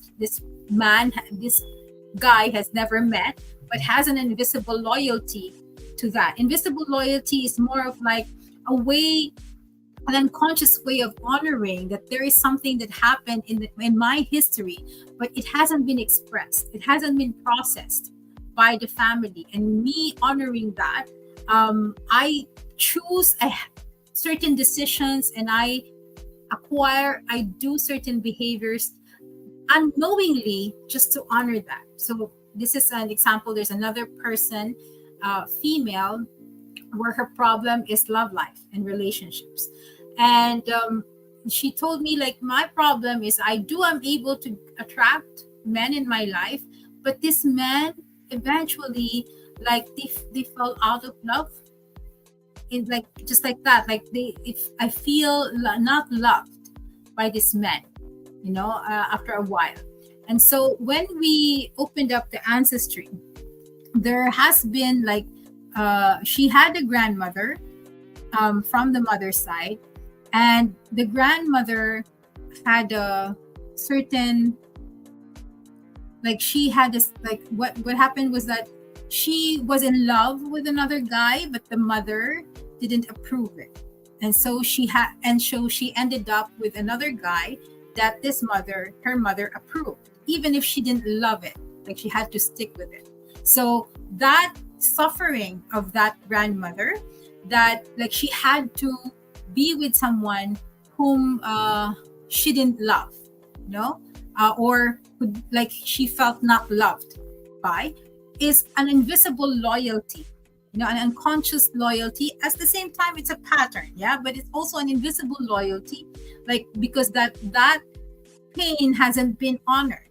And so now the descendant was somehow repeating that pattern as an invisible loyalty, like attracting these guys who couldn't love her because her grandmother didn't love also that guy. So it's something like that, that these things, these invisible loyalties are usually very unconscious patterns of behavior that the descendants usually acquire unknowingly, and it only reveals during ancestral healing. You didn't know, like, and it's sometimes when this gets revealed, it's very astounding, like, it would makes a lot of sense to have this, that you're just honoring this. Okay, so Satya says yes, thank you. Okay, so it's a little bit harder to understand invisible or unconscious loyalties, but this is at work. We now look into ourselves and see what are the patterns of behaviors that I have that can be an expression of invisible loyalty to my parents.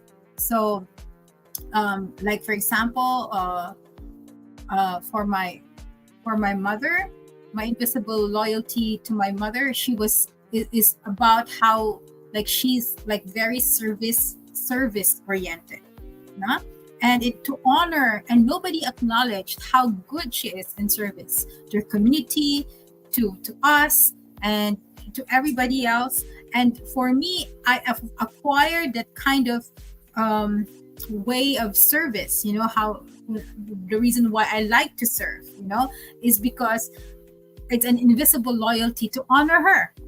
So it can be also something positive. It doesn't have to be negative as well.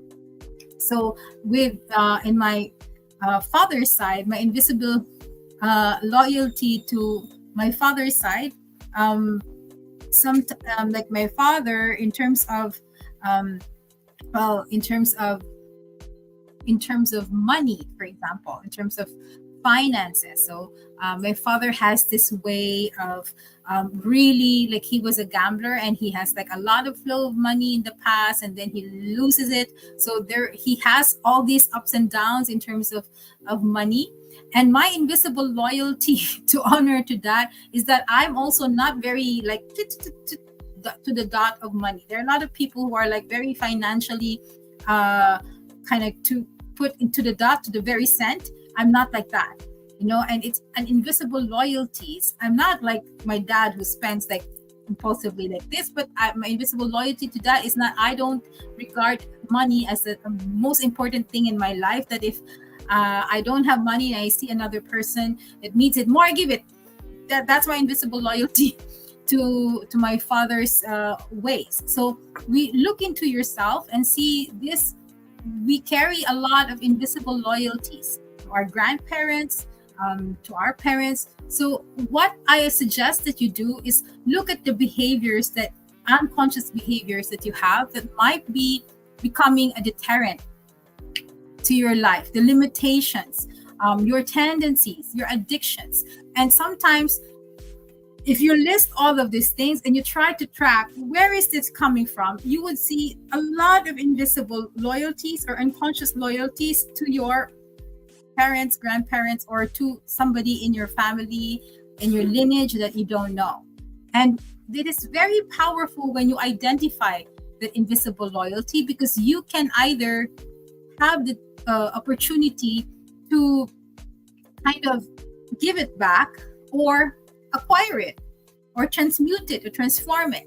The thing is, because it's invisible and unconscious, it's really hard to depict it unless you see it as a pattern, like if you see it like a pattern in your life as well. But then once you are able to identify this, it's a very big emotional tool. It's a big tool, spiritual tool for growth, if you just list down all these invisible loyalties that you have. Okay, so let's go to the next learning. I just want to check in if you are still following. if you have questions, like if you're more of what is happening later, I'll explain what does happen in ancestral healing. I'm just reading first, like telling you first all these lessons that we've learned doing this ancestral healing, that we can integrate it in our family life. We don't need to put this into constellation. You can put this into practice. Like for example, like don't that if there is something like with the secrets, then better to reveal it to the family so the family can process it, right? Instead of keeping it. Yeah, be mindful if you're asking your child to parent you. One of the things in the parenting, for example, is don't cry in front of your child. Don't cry in front of your child. If you want to cry, cry to your partner, cry to your parent. If your parent is not alive anymore, you can go to a picture of your parent and you cry there, you cry to God. But once that you are crying or sharing your suffering to your children, thinking that maybe they will learn from this, no, you are just transferring your pain to them. And the child doesn't know what to do with it. It is not their experience. It is not their duty to heal you. It is not their duty to manage you. It is your duty to manage them. So even in the constellations, when suddenly this parent suddenly says, cries, and this is my suffering, no, I ask them, turn around, you cry to your parent. Tell your suffering to your parent. Don't tell that suffering to your child. Okay, so like that. That's one of the ways you can apply these lessons in your life. Okay. So Jefferson said, listening to this inspires me more to work with my family, and this very beautiful continuation of what Mother Aya told me about family love. Okay, that's good. Thank you, Jefferson. Yeah, thank you, Jefferson, for that. Okay, so now we go. So this is how you can like integrate. These lessons are more of telling you, okay, you don't need to go to an ancestral constellation. You can start now in your family and try to balance your family now, right? So that you don't need to go to an ancestral constellation if you're able to manage it now. Yeah, so that's the reason why I'm sharing this lesson, so that for those parents, you would know how to handle parenthood. No, and for those who are the children, you now know, understand what's happening in my family and in my lineage. And those people who are in the middle of conflict, you would now get an understanding in terms of what is the issue here. Yeah, and I will go to that because there are certain issues that are particularly common in the family. So this another learning, implosion and explosion of emotions. So there are people who are very explosive in their emotions, like for example, anger. They're very explosive, and in that explosion, they kind of project that to the children and the people around them. And this hurts, a lot. It creates a very outward issue, which is, for example, anger, depression, sadness. And then what they do is they also pass it, this explosion, this effect. Every person has a capacity to choose which reaction they have to your explosion of your emotion. Some of the people will just be silent. and kind of take it into heart. Some people will feel like, oh, I'm a victim, woe unto me, I'm suffering. And some people will also kind of bang, also challenge and with another explosion of emotion. And we call this control dramas.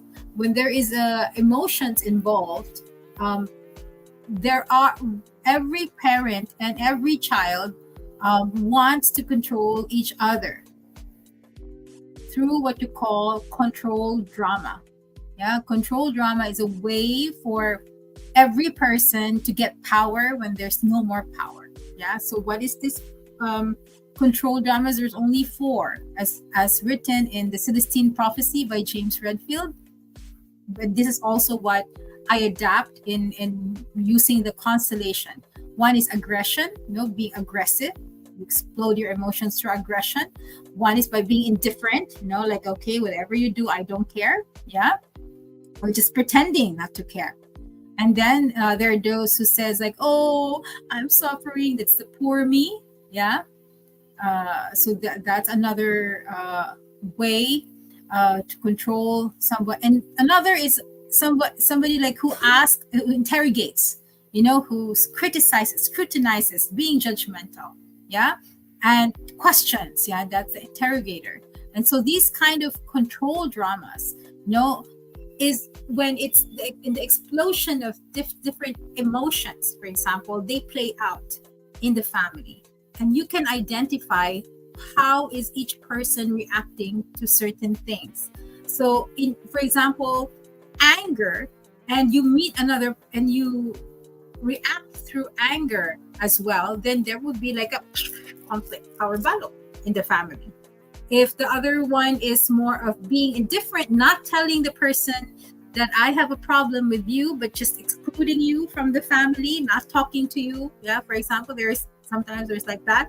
So being indifferent. So now, how do you think the child would react, or the other person in the family would react? Right?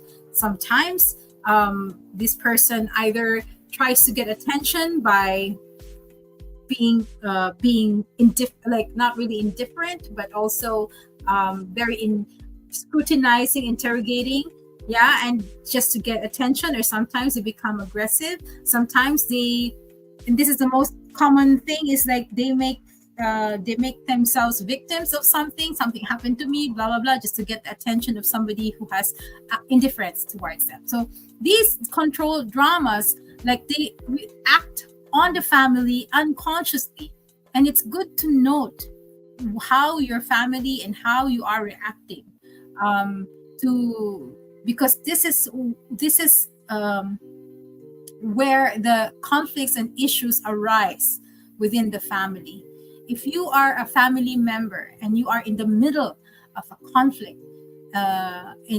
within your family, try to step back and see how they're playing out.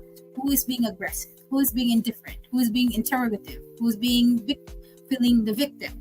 Then you would understand, like, oh, all of these are actually dramas playing out. And this will help you cut, through this drama and go to really unveil the real scenario of what's happening in the family.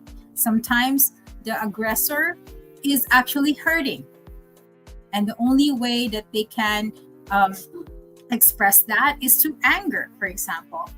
Sometimes the person who is indifferent is actually feeling that they've been they are not recognized or appreciated. Yeah, so by canceling them out of the equation, hopefully they will notice you. You will notice them for their absence, and that's how they get the power back. So if you look beyond the superficial control drama, when there is an explosion of emotion, especially in conflict, you will understand how to resolve your family conflicts now. And you have to understand also that the family conflicts that is happening now is also related to what has been played out in the past with your ancestors. Okay, so Another, aside from explosion, is the implosion. And the implosion, this I just some of you may have witnessed that in the last healings ancestral healing session, the implosion of emotions. So in that story, that there is this tug of war between, there is like tug of war of making see, like, so that people of hiding the emotion inside, the rage inside, and then on the outside, there is this that the person has to conform a certain stereotype. Yeah, so there is this tug of war between what is feeling inside and what is portrayed outside. So there is an implosion, meaning it's not expressed. So in this scenario, in this story, the parent couldn't express and chose to be like on the outside okay, but on the inside is really seething with anger because of the situation this ancestor had with the parent. Yeah, and now she faces this child. Yeah, and now she has this child who became bipolar. Yeah, whatever that she's experiencing within herself has already come out as a manifestation of her experience.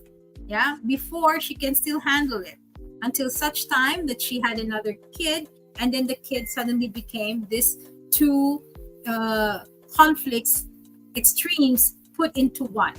So imagine, then I realized that once that the spirits told me actually that after like querying like how this could happen, is that when you are having this implosion of emotion inside, it is so repressed inside, it creates a crack within your psyche. It creates a crack within your energetic shell, and that it starts to kind of divide.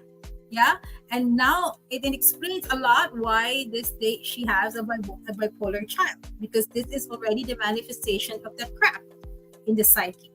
Yeah, and then later on it will come two different individuals like Cain and Abel with two different personalities, like really far end of each other, and it's the expression of her as an ancestor.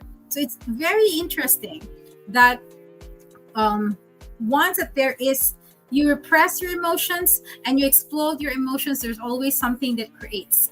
So what can you do about this? Learning this is that you have to integrate, you have to process and honor your emotions. You have to express it in a way that understands, that your family members understands, in order to heal together. Which means, so for example, there are a lot of children that are afraid to tell their fathers that they're about certain things because they might be disapproved, and then there are a lot of children at the same time like who's very defiant and it's like very aggressive. So both of them are not good because it creates these imbalances in the lives of people around you, in your life, in your descendants' life, and you have to kind of find a way to find the center to that. And the center to that is, one, that you have to first honor those emotions within you. Honor it, and you have to process it and integrate it, and you have to express it in a way that is in a non-violent way. Yeah, that's why there is what you call the non-violent communication modality right now.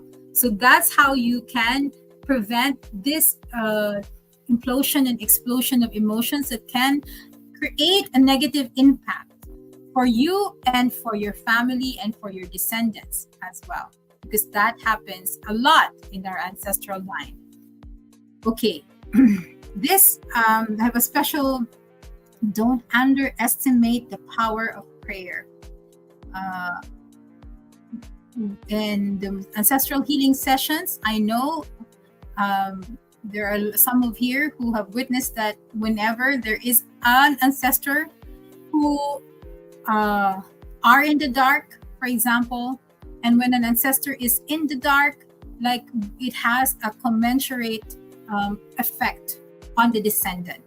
Yeah, even if how long it has happened, it always, that the darkness, the falling into darkness of that ancestor always pulls down the descendant.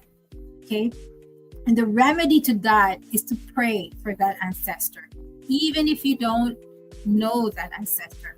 And so there's a lot of miracles in the sessions that happens just because I ask the descendant who doesn't know the ancestor from how many generations ago to pray for that. And I would open up a candle, ask them to pray this, and continue praying. And we would witness, from how grace happens when you pray for a soul.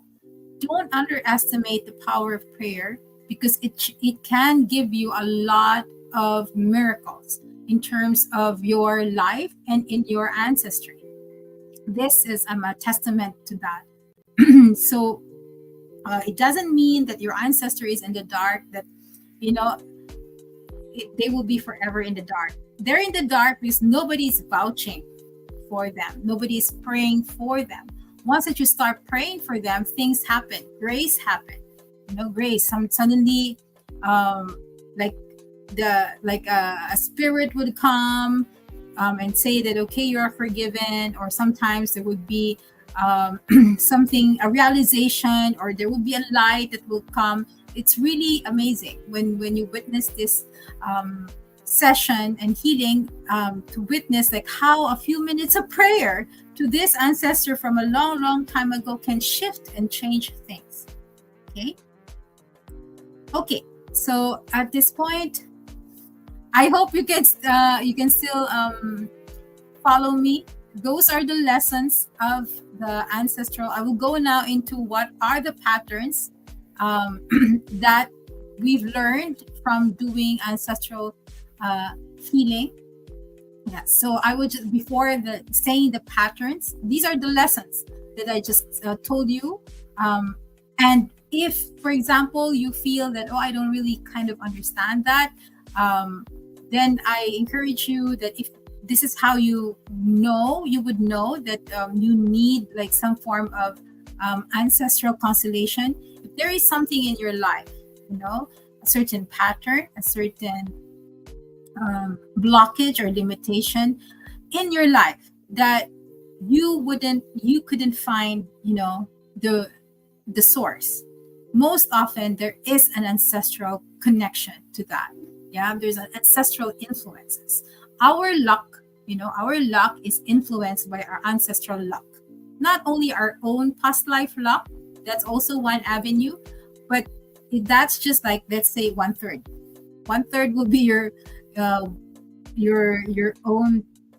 1/3 will be your past life stuff, and 1/3 of that would be your ancestral stuff. Yeah, and then 1/3 of that will be something else. So that's how you deal, with certain things in your life. That sometimes these percentages, like, they change. So for example, if your love life is majorly influenced by the ancestry, then you will see profound changes, immediate changes. Yeah, especially when you've done a lot of healing and inner work already, and still it's the same, a little bit, it's a little shift, but not big enough. Then maybe you're missing out that it is contributed by the ancestral influences. So that's how you know. When there is a pattern in your family that keeps repeating, you like, for example, you see like why does it? These are the questions usually asked by the people that goes to me with readings and ancestral healing. Is like, I've noticed that my like everyone in my family and even everyone in my relatives, we kind of like don't have like we don't have that like we couldn't reach our full potential. There's always something blocking. Yeah, and I would, so when there's a pattern like that, most probably it could be it's of ancestral influence. Yeah, Okay, so I will give you my ancestral story.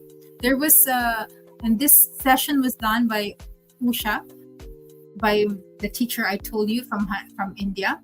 And I told her at that time I wanted to have a baby. So my initial intention of opening my constellation was to have a baby with my husband, who now passed away.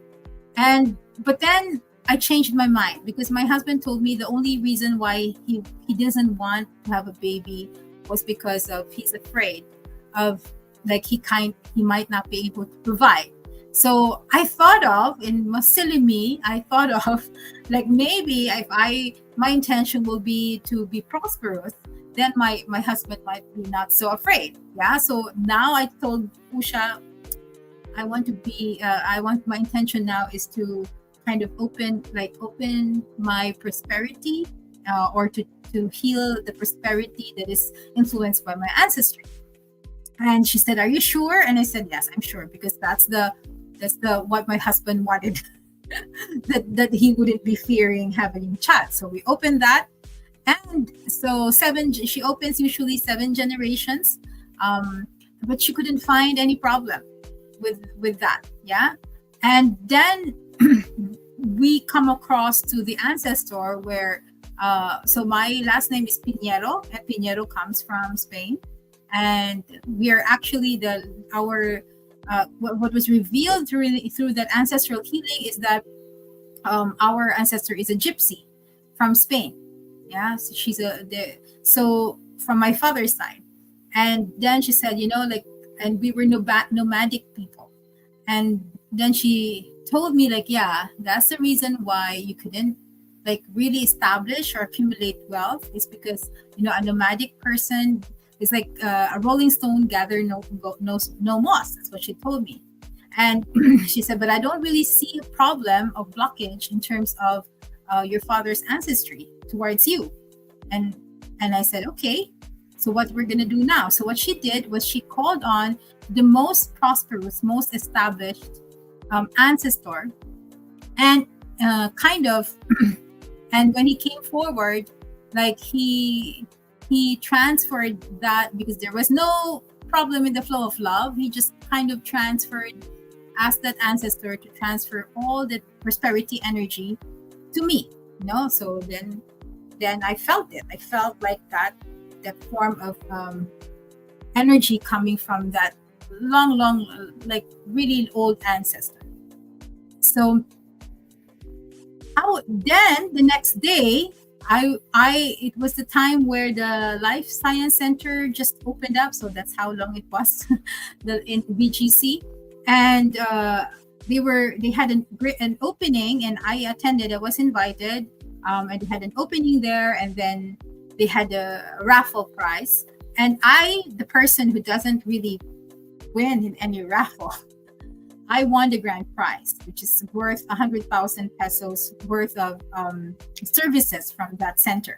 Yeah, so I was like, oh wow, this really works, because it kind of gave me a confirmation, like, yeah, I have now that kind of luck from my ancestor. Yeah, and so from then forth, I did see a lot of shift in my life in terms of financial matters. Yeah. So that's how powerful ancestral healing is. And all she did was to introduce that to the line of my father. Yeah, to the line of my father.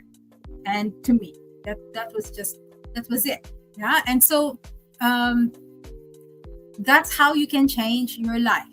So usually, of course, in one issue, for example, people who wants to have babies, who can't have babies, of course, there would be different reasons why, but part of it most probably are influenced by ancestral history. It shows up usually. People who have problems in addictions, in money, in depression, and those who are having these patterns of life, sabotaging behaviors. Sometimes you don't know it's not yours. Yeah, and you only realize that when you open your ancestral line, that it is resonating with another ancestor, and so you can give it back. So that's how you know that you need it. I think there's a comment here. Um, how do you pray to them? Just thinking of them, or do you have to say something? The best way to pray Saleha is to get a candle. The candle is like a portal, a white candle, and it's why you see a lot of white candles. A candle, once you light it and dedicate it to the name of an ancestor, or if you don't know the name, just this ancestor that is causing whatever, like this ancestor who is in the darkness, just open a candle for that. Dedicate that candle for that as you open the light, and then just pray. You pray to the with your heart. There's no really prayer. It's more of like intending them and wishing them that they kind of spiritually evolve, or they get uplifted from the darkness, those kinds of things. So it depends as well on what religion you follow. So there are certain prayers for the dead for every religion, right? In Catholic, there's a prayer for the dead. Also in the Muslim, there's prayer for the dead. And also in the Jewish tradition, there's also prayer for the dead. So you can follow whatever religion you are in. And if you don't want to follow anything, you just pray from the heart. That works as well. Okay? Yeah. Good. Everybody good? Everybody is okay? Digesting? So these are the patterns that you, because Ragna has a question about the interruption to the connection. Remember, we talked about the mother and the father connection, how important they are. Regardless of if you have problems with them or not, what you really need is to just have positive regard. Positive regard to your father or your mother. You don't have to be like externally pleasant. Like May says that I have to connect with my mother. I don't like my mother, but I have to be nice and blah. No, it's not like that. It's a true heart, positive, unconditional acceptance and approval for the way of being, regardless of what you felt they did to you. They are still your mother. Yeah, they're still your father, regardless of what they did. They are still the one that gave you life. That's the reason why you're there. But however whatever their let's just say attitude or behavior on the outside doesn't negate the fact they're the ones who gave you life. Yeah? And so the connection that I'm saying is something spiritual and energetic. And regardless if you do have hurt still, then you have to process that hurt so that you can have a positive regard for them. That's the only thing that you need, is to receive the flow of grace, is to have a positive regard for your mother or your father. So there is a pattern usually when there is an interruption to this connection from the mother to the father, then the flow of love really stops. And so what happens is that there is no more, like the next descendants do not receive the flow of grace anymore. So imagine that you're just fending out for yourself.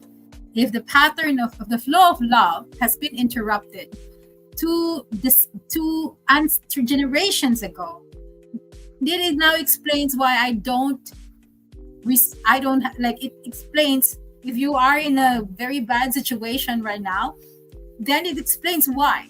Yeah, because the flow of love was already stopped. You're now on your own to fend for yourself. Luckily, this is how you do it. I told you before, like if, for example, there's no more way to reconnect to this interruption of pattern, the only way to do is to connect to God, which means a direct connection to God. So you don't need to go get that grace from your parents or your family anymore. You just go straight to God. That's it. Then you have restored that flow of love. And that's the reason why we have this great awakening of people who are connected, who are very spiritual now. It's because the pattern of love, the flow of love has stopped generations ago. Second World War, majority of the flow of love has stopped completely. And so There is a reason why in the 70s there is a lot of like peace, prayer, love people, spiritual people, because they're trying to find a way to connect to God directly. And now again, this great awakening that's happening with a lot of people also trying to get that connection to direct access to God, to direct access of flow of love. And that is a way for you to maintain your continuity to your descendants. So it starts now from you. If you don't have any more way to reconnect this interruption of connection, then better connect yourself. But of course, you will start now from the things that you have, right? You start now from the things that you have. You can't, if you choose to interrupt the connection like long term, then you will not be able to find certain gifts. You cannot be able to inherit all the gifts, all the skills, all the learnings from your ancestors. Yeah? So that's the consequence when you decide to just plug in directly to God. Okay, so now there are certain reactions here. Let me see what happened. Okay. So hello Etro, Dine Dumlao. Okay, so she said light and love. Miss Ao just woke up and I just had a dream about my mom. Literally just woke up. See, from that dream. Dying. So yeah, I prayed a while ago, like also to have our ancestors most probably has nudged us to be in this live stream because they wanted you to learn and to hear something. There's a message that they wanted you. So it's hello to your mom from the other side. From Andreas, if you receive love from your dad and then he died when you were a kid, this interrupted the flow of love. If you have a good relationship with your dad and he died, okay, then what for example, the problem here is the grief blocks the love. If your grief is unprocessed or is it put into the unconscious, then there is an interruption. Maybe the connection is not totally cut off, but there is a blockage unless you process that grief. That's how I can answer your question, Andrea. Good. So another pattern is entanglements. Sometimes we get entangled with this drama and stuff, and in the end, there is always a pattern when somebody is entangled in something. For example, I had a case where this guy is entangled in a certain criminal activity, for example. It's not an example, it happened. And so it means when I say entanglement, it can be like a member entangled with another member, or a member of the ancestry is entangled with another from another family. So in this case, it's with another family. Yeah, they're entangled in this crime where they killed somebody in the family. Then there is an entanglement, and this person cannot move forward. The souls got stuck. Yeah. So through ancestral healing, we need to disentangle this soul so that this soul can be free. The thing is, this entanglement entangles also the descendants. So whatever that this soul has done, that ancestor has done, the karmic entanglement, like the descendants also pay up. They pay up for what this ancestor did. So another example was when there was land grabbing. So this ancestor kind of took the land of the brother, because he was powerful. He took the land of the brother, and the brother and his family lost the land. And so like he kept the land, and then kind of like made his family prosperous because of it. And the descendants now has inherited, that doesn't have to inherit the land, but inherited the prosperity that was brought about by that ancestor's prosperity. So and then now this person who was having this healing, her problem was that she would have money, but she would lose it. Like she would have a lot of money, but then she doesn't know there's always something happening. She doesn't know, it always gets lost. Yeah. And it always gets, there's some emergency or something. And because of this history, I advised her, okay, there is a message here. And the message was kind of because this was a karmic entanglement of your dad of your ancestor by grabbing land, from another ancestor. And so I asked her to track that line of the family, to be able to give a portion of her earning to that family member who might be in help, to that descendant, because that descendant most probably might be kind of suffering right now because they had this provision was taken away from them. And you see, provision was taken away from them. So what happens to her is like provision is being taken away from her, but it's very now become unconscious. So instead of like going and allowing, like letting the universe decide to where it should go and ending up with nothing, better create a plan. I told her, create a plan, give a portion, find the ancestor. She said, yeah, I know them. I have she had a nephew who needs support for schooling. So I told her to kind of give a portion of that money to support the schooling. It's a karmic debt. To get out of this entanglement, you have to pay up so that you will be free. Yeah, so that's how you can heal this entanglement. Okay, so I see certain reactions here. Okay. Miss May, what to pray for ancestral healing, especially mother's side? I am Catholic. There is, depends. Kay, if your mother is still earthbound, there is a prayer for the dead for the Catholic. It's usually in Tagalog and Latin, something about the kaluluwa. So there's something like that in the Catholic. But if your mom is already transcended, crossed over, then just pray to her with your heart. Yeah. But if these souls are not yet crossed over, they're earthbound, then like you light a candle and pray for their souls. If you don't have the prayer, you can offer a mass for them. Okay. How about Dean? Dean, thank you, Miss Ao. She is still alive, but in that dream she died. But I'd like to think that finally we are having a connection now, and that dream about death is the beginning of a new life for us both. Oh, I see. So, oh no, why?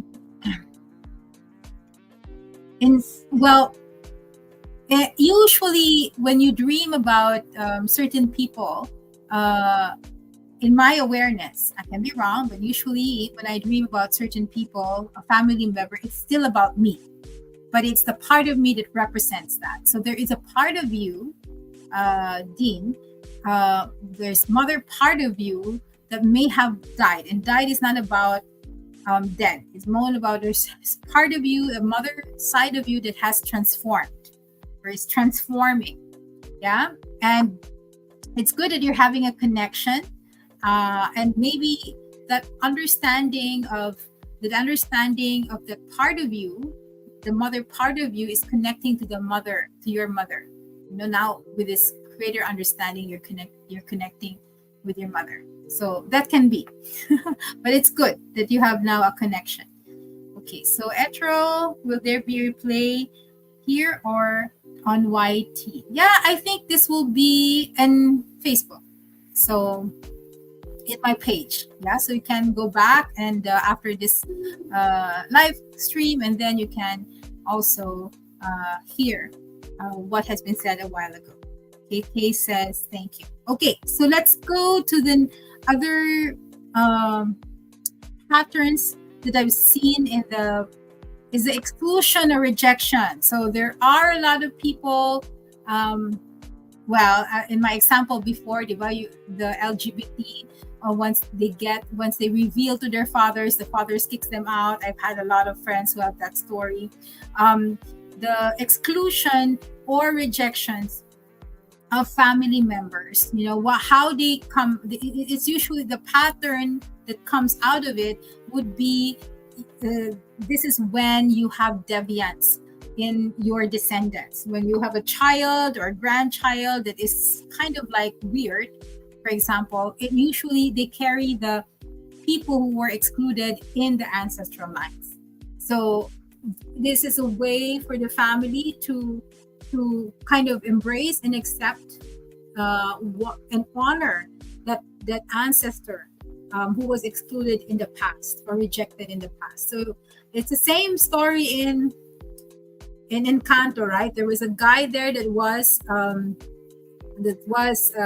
excluded, and then this girl was also weird, right? She was weird, and she was the one who was able to, because of her, she was able to include back this ancestor, this family member. So it's like that, okay? And then there is a pattern of parentification. Yeah, the parentification, as I told you about the role reversal. Yeah, so this pattern of if you are okay, so this is what I can say more about this. If you are the earner for the family, it doesn't make you the boss or the head of the family. The head of the family is still, in terms of hierarchy, in the system of the family, is the parents, child. Yeah? And in the hierarchy of the inside the family, firstborn, secondborn, thirdborn, fourthborn. Yeah. So even if the fourthborn is the one earning for everybody else, yeah, for example, in the family, it doesn't make the fourthborn above the parents. It doesn't make, yeah, it's just the earner, but it doesn't make them to decide for everything and everyone.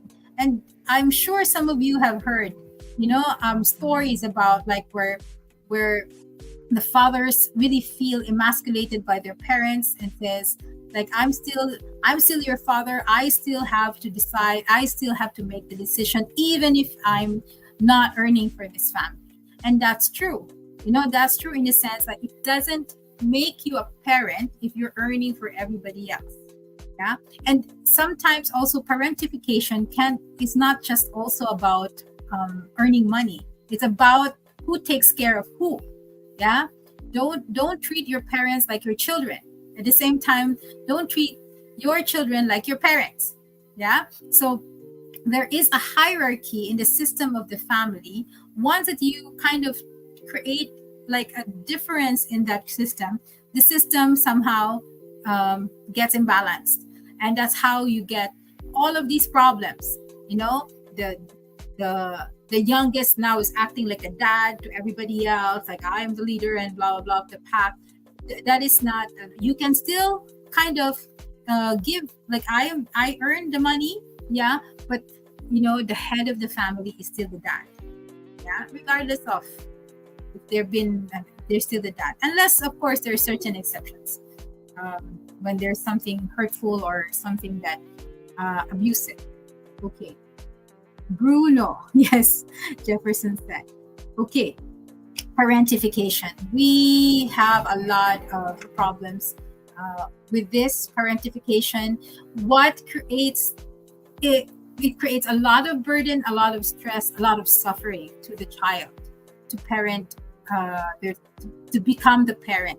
So in one of the during the time with Usha, when I had all these participated in the family constellation of others, and also when you participate as a surrogate parent. So in the ancestral healing, it's a group of people coming together, and we open the constellation of every person, right?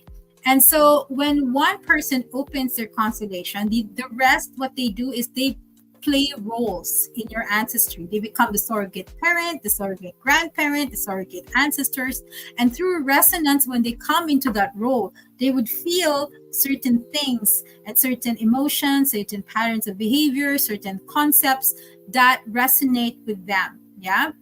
And then they're able to tell you this story about this ancestor. It's amazing when you enter that kind of field of ancestral healing constellation. It's amazing when it's properly set up.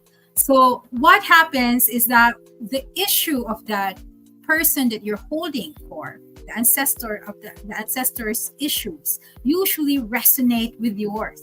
And in turn, when you're able to find healing and resolution for that ancestor, it also corresponds to the healing of your own issues. Yeah. So that's the reason why I really like and before in 2013 I was playing like different roles of this different ancestors of different people's constellations, and in that role I saw the pattern that in that time in 2013 I was always cupping up or giving back, the burden of parenting my siblings, parenting my parents. So I was like always asked, like, give back that responsibility. And after all those sessions, it kind of struck me. It hit me like, okay, so I've been unconsciously doing this in my life. Yeah, that's the reason why I feel so burdened and not so free. Yeah? So that's how impact of parentification is to many of us who are having this unconscious there's a lot of people are getting unconscious stuff from others. Okay, another in relation to parentification is this pattern of victim, aggressor, and savior. So you would see this pattern in certain constellation that there would be somehow somebody that is a victim, somebody who is the one that caused the pain of the victim, and there's somebody who saves. So for example, if there is a father who is drunkard, who is like abusive to the mother, which is the victim, and then the child assumes the savior role. Yeah, so these are pattern roles, and we see them a lot in a lot of families: the victim, aggressor, savior. Now take time to feel where are you in this. There is a scenario, a triangle of this in your life. Yeah, a victim, an aggressor, and a savior. Sometimes you're all. Sometimes you're all. So the victim needs the aggressor to play the victim, needs the savior to be helped by the victim. The aggressor also needs the victim to say that I'm in authority, I have the power, and also needs the savior to confront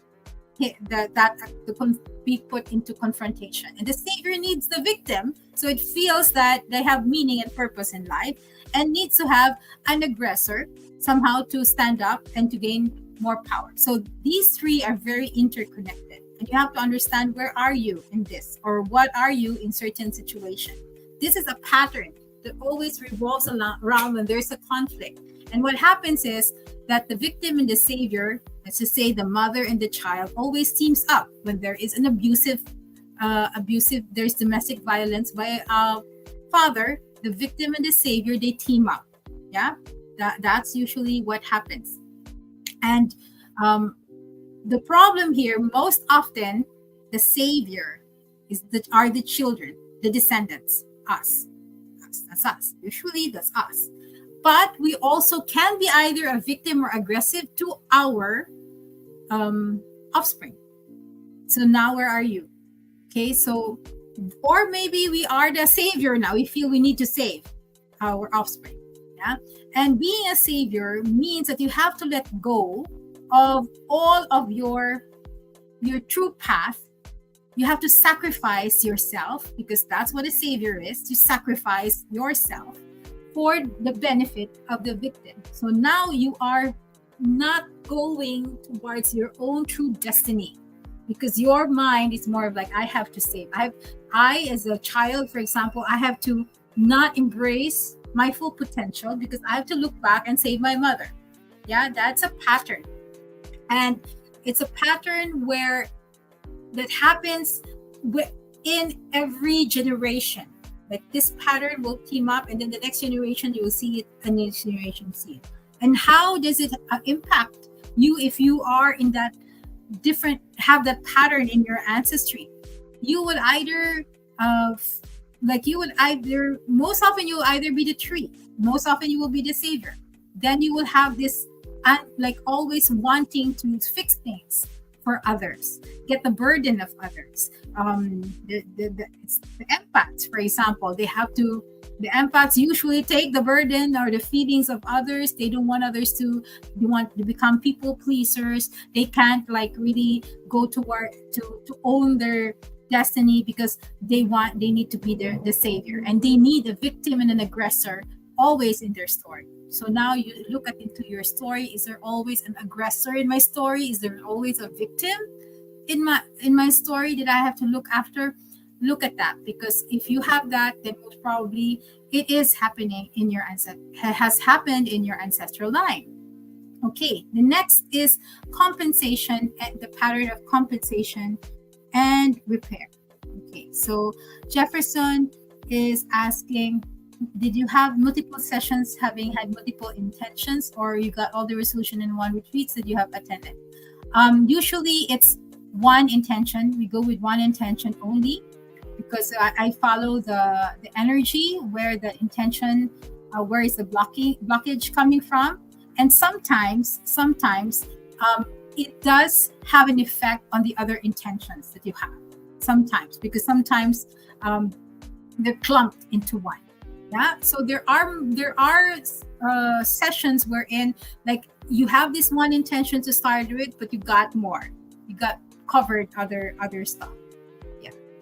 Okay. So Dean or Dan, when my dad died, I took the role as a provider, which had been my burden for the longest time, until I questioned myself why I think of it as a burden. It's a good question to ask, right?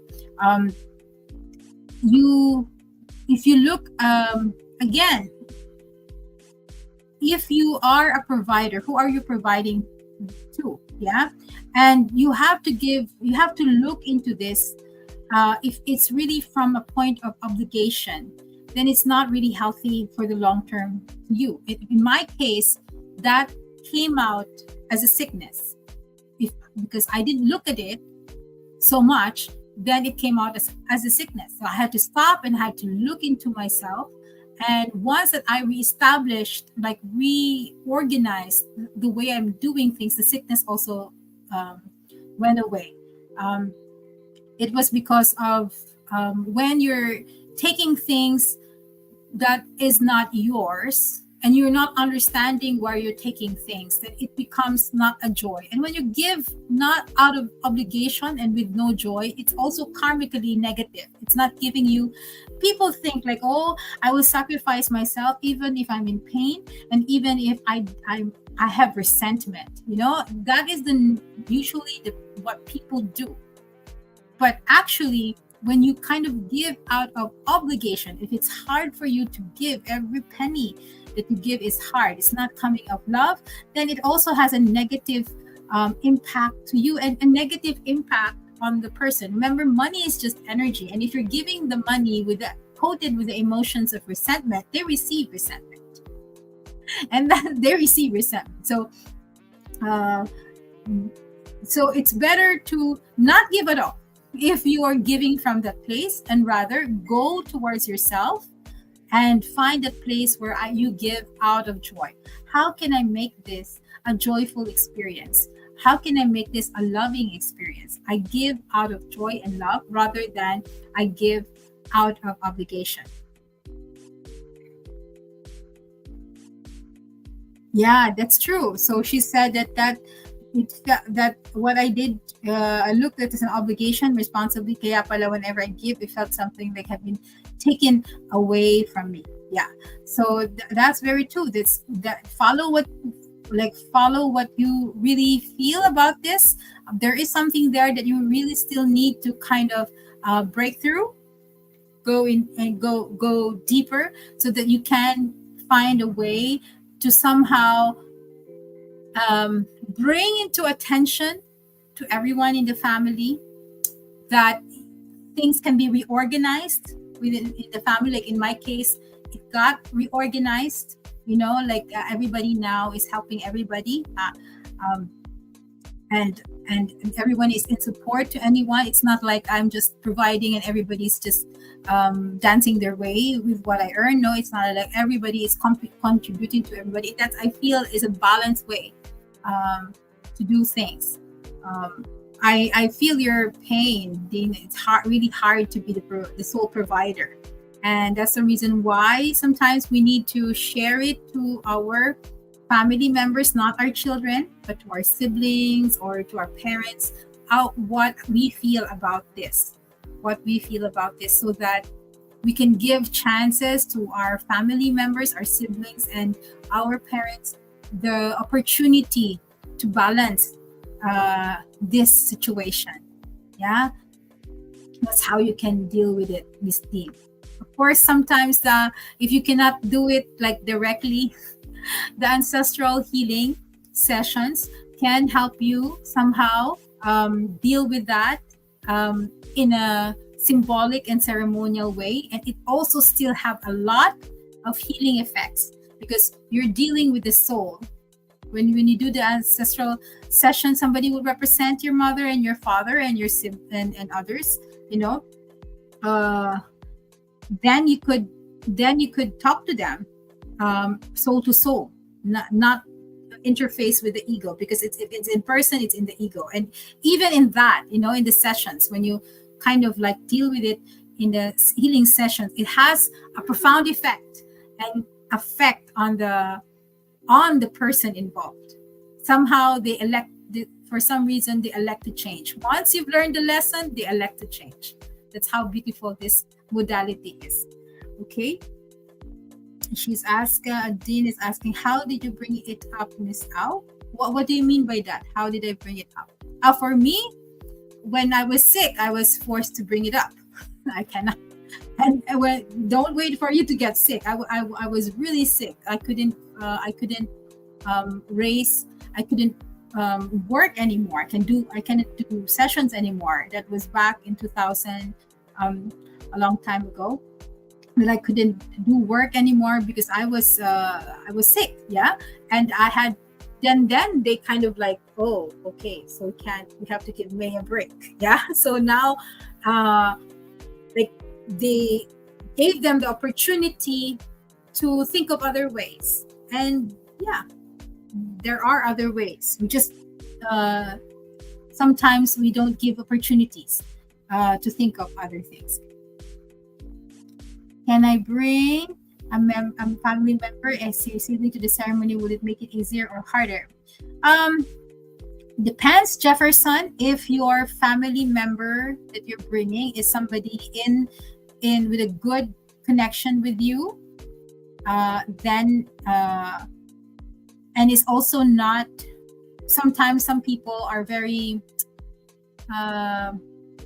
like they have difficulty in being vulnerable in other people because there will be other people involved, so that will be a problem. Yeah, but if, for example, like this person, you have a good connection with this person and it's very open, then it's good to have a sibling. I've had sessions where the two sisters are in the session, and because they have a good relationships and they're both very open, so that's the reason why it worked better. It worked easier. And they became like a witness of each other's.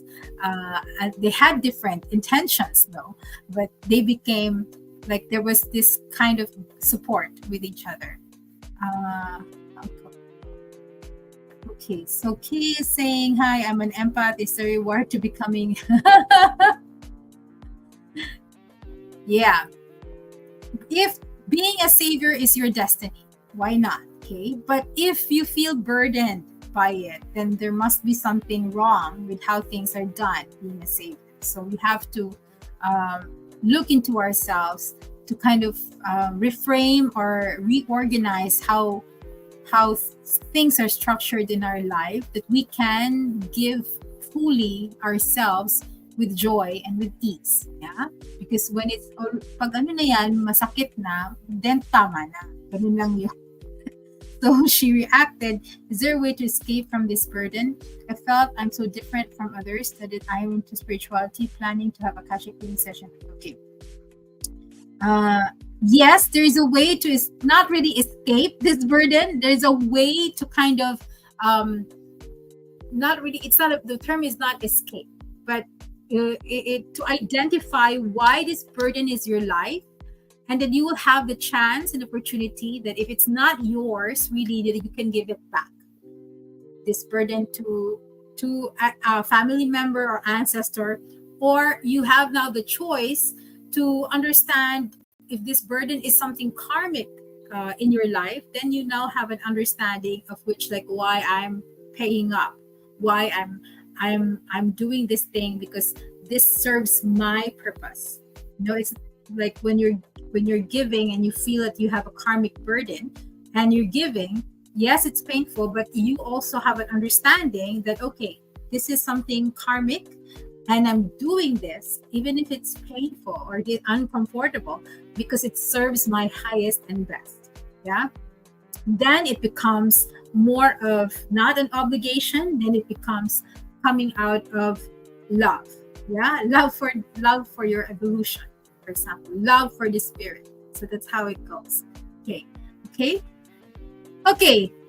Few more patterns and then they're finished. Thank you for staying. The pattern of compensation and repair. Most of us, what we try to do is we try to compensate. Oh, this is the last pattern. Yeah, the compensate and repair. So, for example, like when there is an ancestor who had a series of abortions, and then like this descendant couldn't have a child, for example, this is a pattern of trying to compensate with or repair what has happened with an ancestor who died by giving child or having abortions or something like that. Yeah. Also, another way of compensation is like when you have a parent who is very strict, the child now compensates, becoming very free to their own children. Yeah, and then that child would feel that sometimes would come up, some form of issues with regards to freedom. It's too much freedom, for example, then would try to compensate and put them in a certain situation in jeopardy. Then this child becomes strict it's like that. Then it becomes now a pattern, compensation, try to compensate and repair. The person does this, try to compensate and to repair. And if you look at our mothers, for example, our mothers,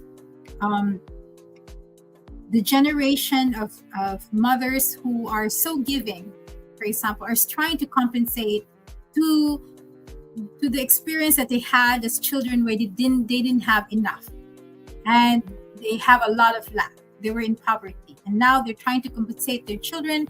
And if you hear them like, yeah, this child didn't experience, I want my child to experience the things I have not experienced in the past. Yeah, sometimes it's good, but mostly it's bad. Why?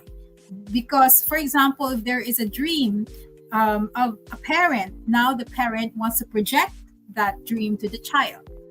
Yeah, so the child cannot be free to be what they are. Rather, because the parent is trying to compensate for not achieving their full potential. So what happens is they project it to the child, but what if the child doesn't want that? Then we create like a situation, a problem in the family dynamics.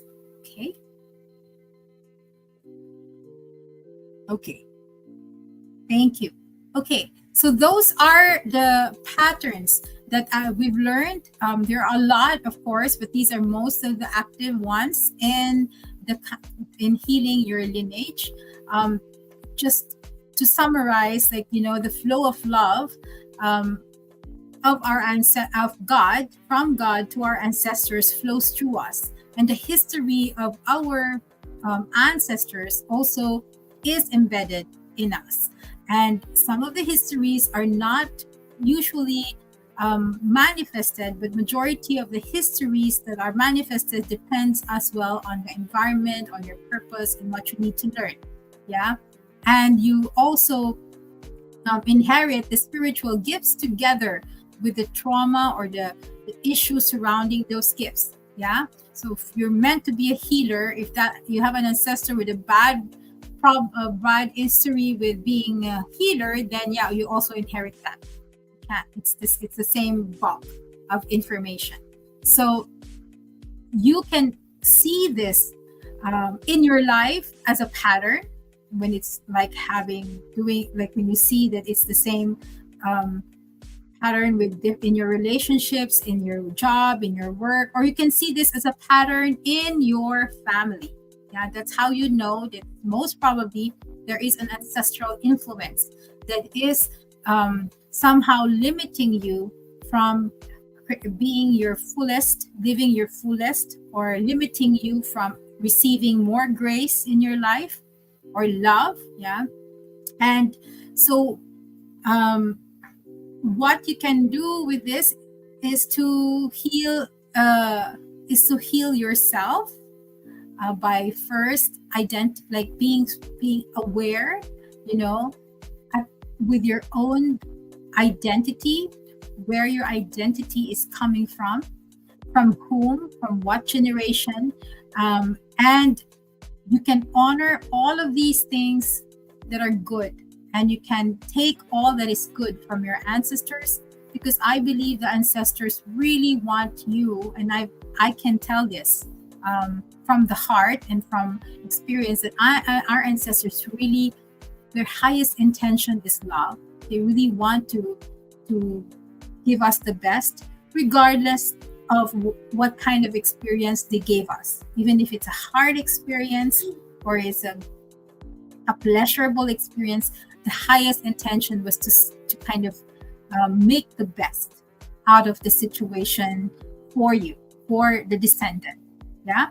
And so once that you honor what they have experienced, you can actually pre-select what you can give back.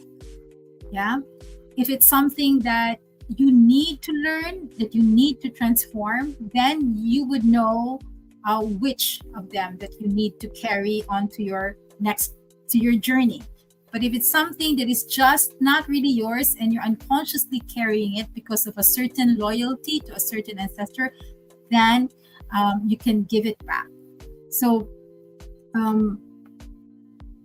what needs to happen in our families is to make our families put into the light, meaning no secrets. If there is a secret, if you have difficulty telling whatever that happened to you, especially in suffering, you can there is a way to put it into light. Yeah, but that's the problem. Don't bury it to the ground and then but it's still seething within you.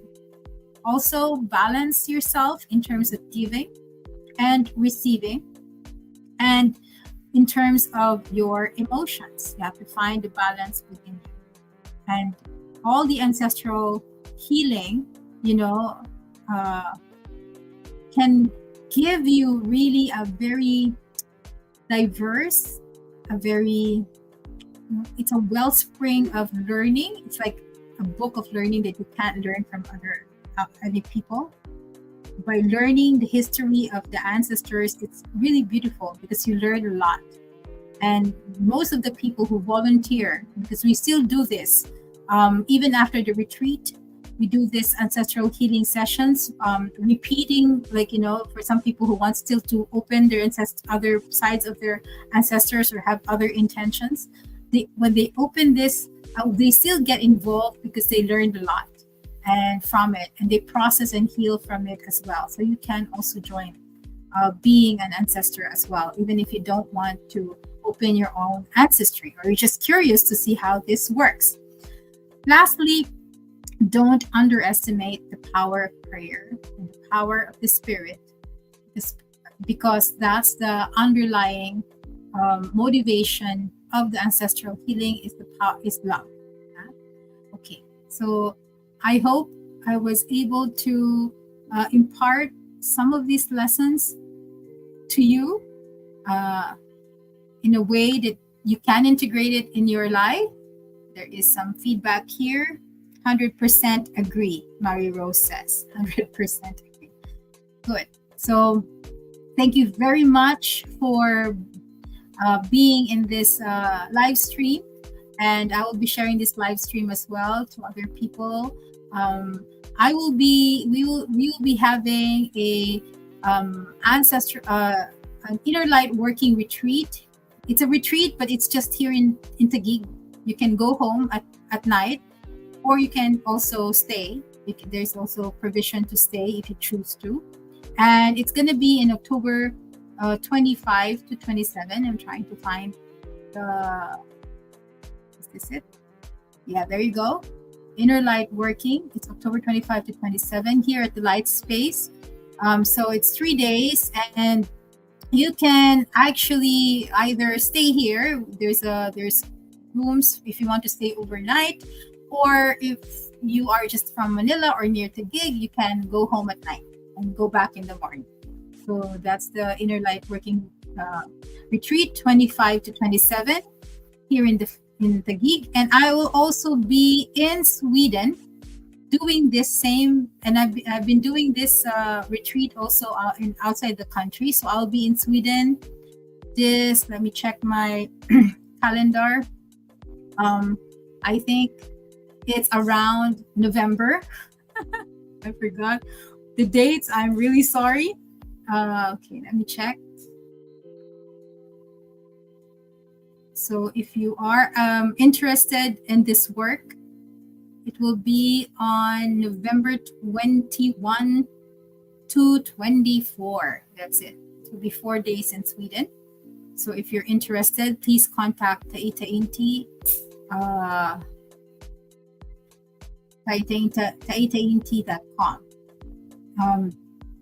Yes, just to ask Miss May, how many minutes for a classic check face-to-face or online? Usually, it's 90 minutes face-to-face or online.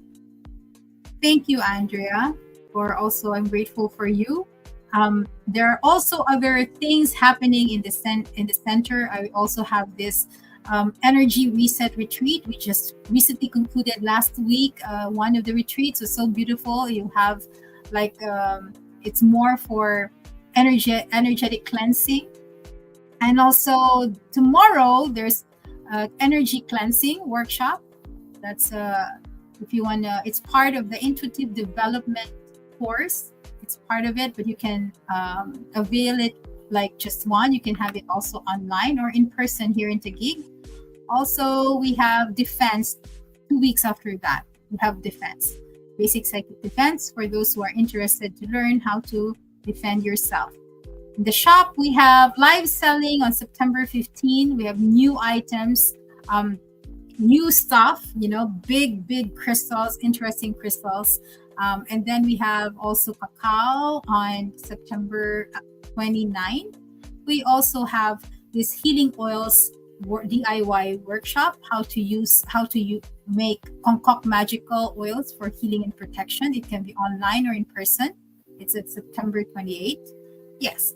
And on Halloween, Salamangkon, it's a gathering of those who are seers, oracles, diviners, cartomanters, and tarot readers. There's a lot of tarot reading and lectures by different people who are known here and abroad with regards to tarot creating, and we'll be also launching a nationwide contest here. Contest for tarot creators that they can be funded. We have a funder from Thailand who will fund you if you win your making your own tarot deck. So that's what it is. So that's what's in store with us, and I would like to thank everyone for this opportunity to share. And I would like to, if you don't have any more, so he says, wow. If you don't have any more questions, I would like to end this discussion by saying that we are all interconnected. You know, our ancestries are all interconnected with each other. And in the end, once I've realized that ancestral healing, when you heal your ancestry, that also the ancestors of others, have connections with other ancestries. And this is when we disentangle, the issues and the traumas and the stories of your ancestry. It only does not free you, but also frees like everyone in our ancestry spiritual, and also frees our descendants. So this is a way to heal the world as well, when we disentangle our ancestral lineage, because some of the souls of our ancestors are stuck in their dimension, and since nobody remembers them, nobody honors them, they cannot go back to redeem themselves. And through this work, we're able to free them as well, and we're able to free up a lot of energies of this world. It's amazing. In my experience, sometimes we deal with wars, we deal with tribal wars, even we deal with a lot of issues, we deal with energies of abuse, and we deal a lot of relevant issues in society, because when we go back in our ancestral lineage, these are the usual causes of why our ancestors suffered. And in a way, when we heal this line, it also heals and transcends, these issues, these wars, these conflicts, this famine, this disconnection. And so ancestral healing, your ancestral line does not heal yourself, does not only heal your descendants, does not give your descendants a free opportunity to embrace their destiny. It also frees up the souls who are stuck, and it also heals the whole world. Gets rid of kind of transforms the energies that kind of got stuck here because of our stories of suffering. This doesn't have to be a story of suffering. It is a story of love and joy and peace. So thank you very much. Thank you, Kate. Thank you, everyone. And for those who want, I will put in the chat those that who are interested, information about the ancestral healing and information about all the other stuff that we're doing in Light Space. Yes. Good evening, everyone. Have a happy Saturday, happy weekend. I believe it's Saturday. Yes, this is and with love, let's breathe for a moment in our center, thanking all the spirits in each of one, thanking our mind, our body, and our spirit, our ancestors. We embrace them, those who come before us and those who are coming, and to God, and also to Mother Earth for providing the stage of experience. And so be it. Breathing in and out. And thank you and good night, everyone. See you, hoping to see you soon in our ancestral healing retreat. Goodbye. Bye-bye.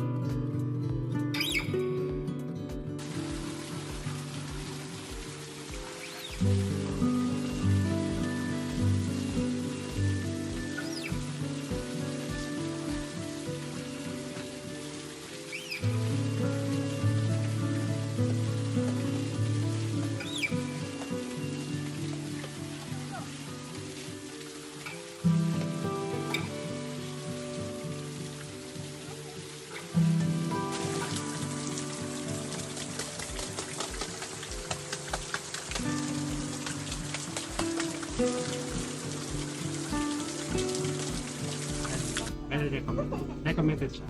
Especially doon sa mga want to unload, parang recharge and find a point. Undergoing a major change in your life, o kaya bago may or new milestone in your life, you should definitely attend or Experience ko yung download dito.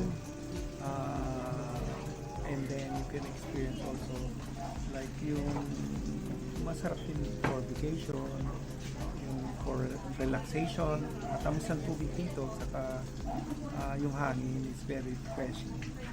Yun, I recommend na pumunta kayo dito.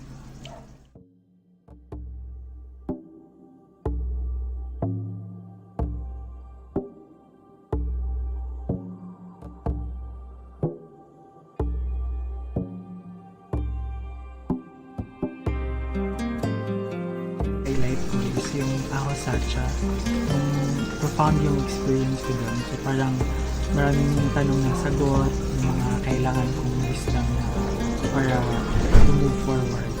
So yun yung highlight. And then kung gusto niya din na parang mag-make space for new energies to come in, so maganda din yung retreat.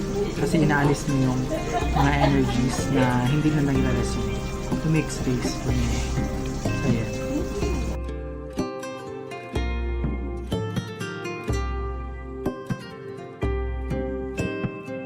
Ito naman is breathwork. Kasi first time ko siyang ginawa. Dun talaga yung ko may mas nervous ako. And then yung surrounding ng house after ng week kasi sobrang daig ko pa yung tumakbo sa energy na na-release ko siya. Hindi lang energy yung na-release, parang mas full capacity yung energy na na-recharge.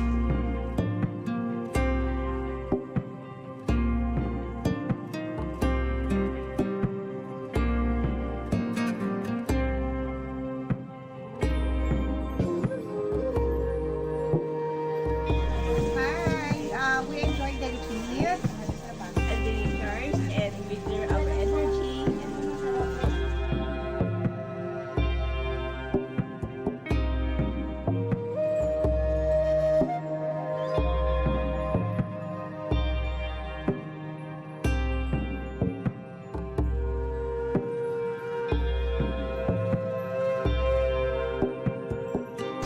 Highlight ko yung I felt rejuvenated and na-recharge siya po after meditation.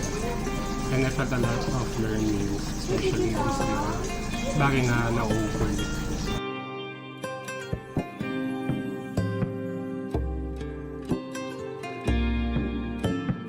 for me, everything, highlight, lahat po sila one of a kind. Kasi every part of the ceremony or the technique has its own significance to my life. Ano siya, new beginning siya. Kung yung gusto niyo yung word na new beginning, ito yung retreat for you.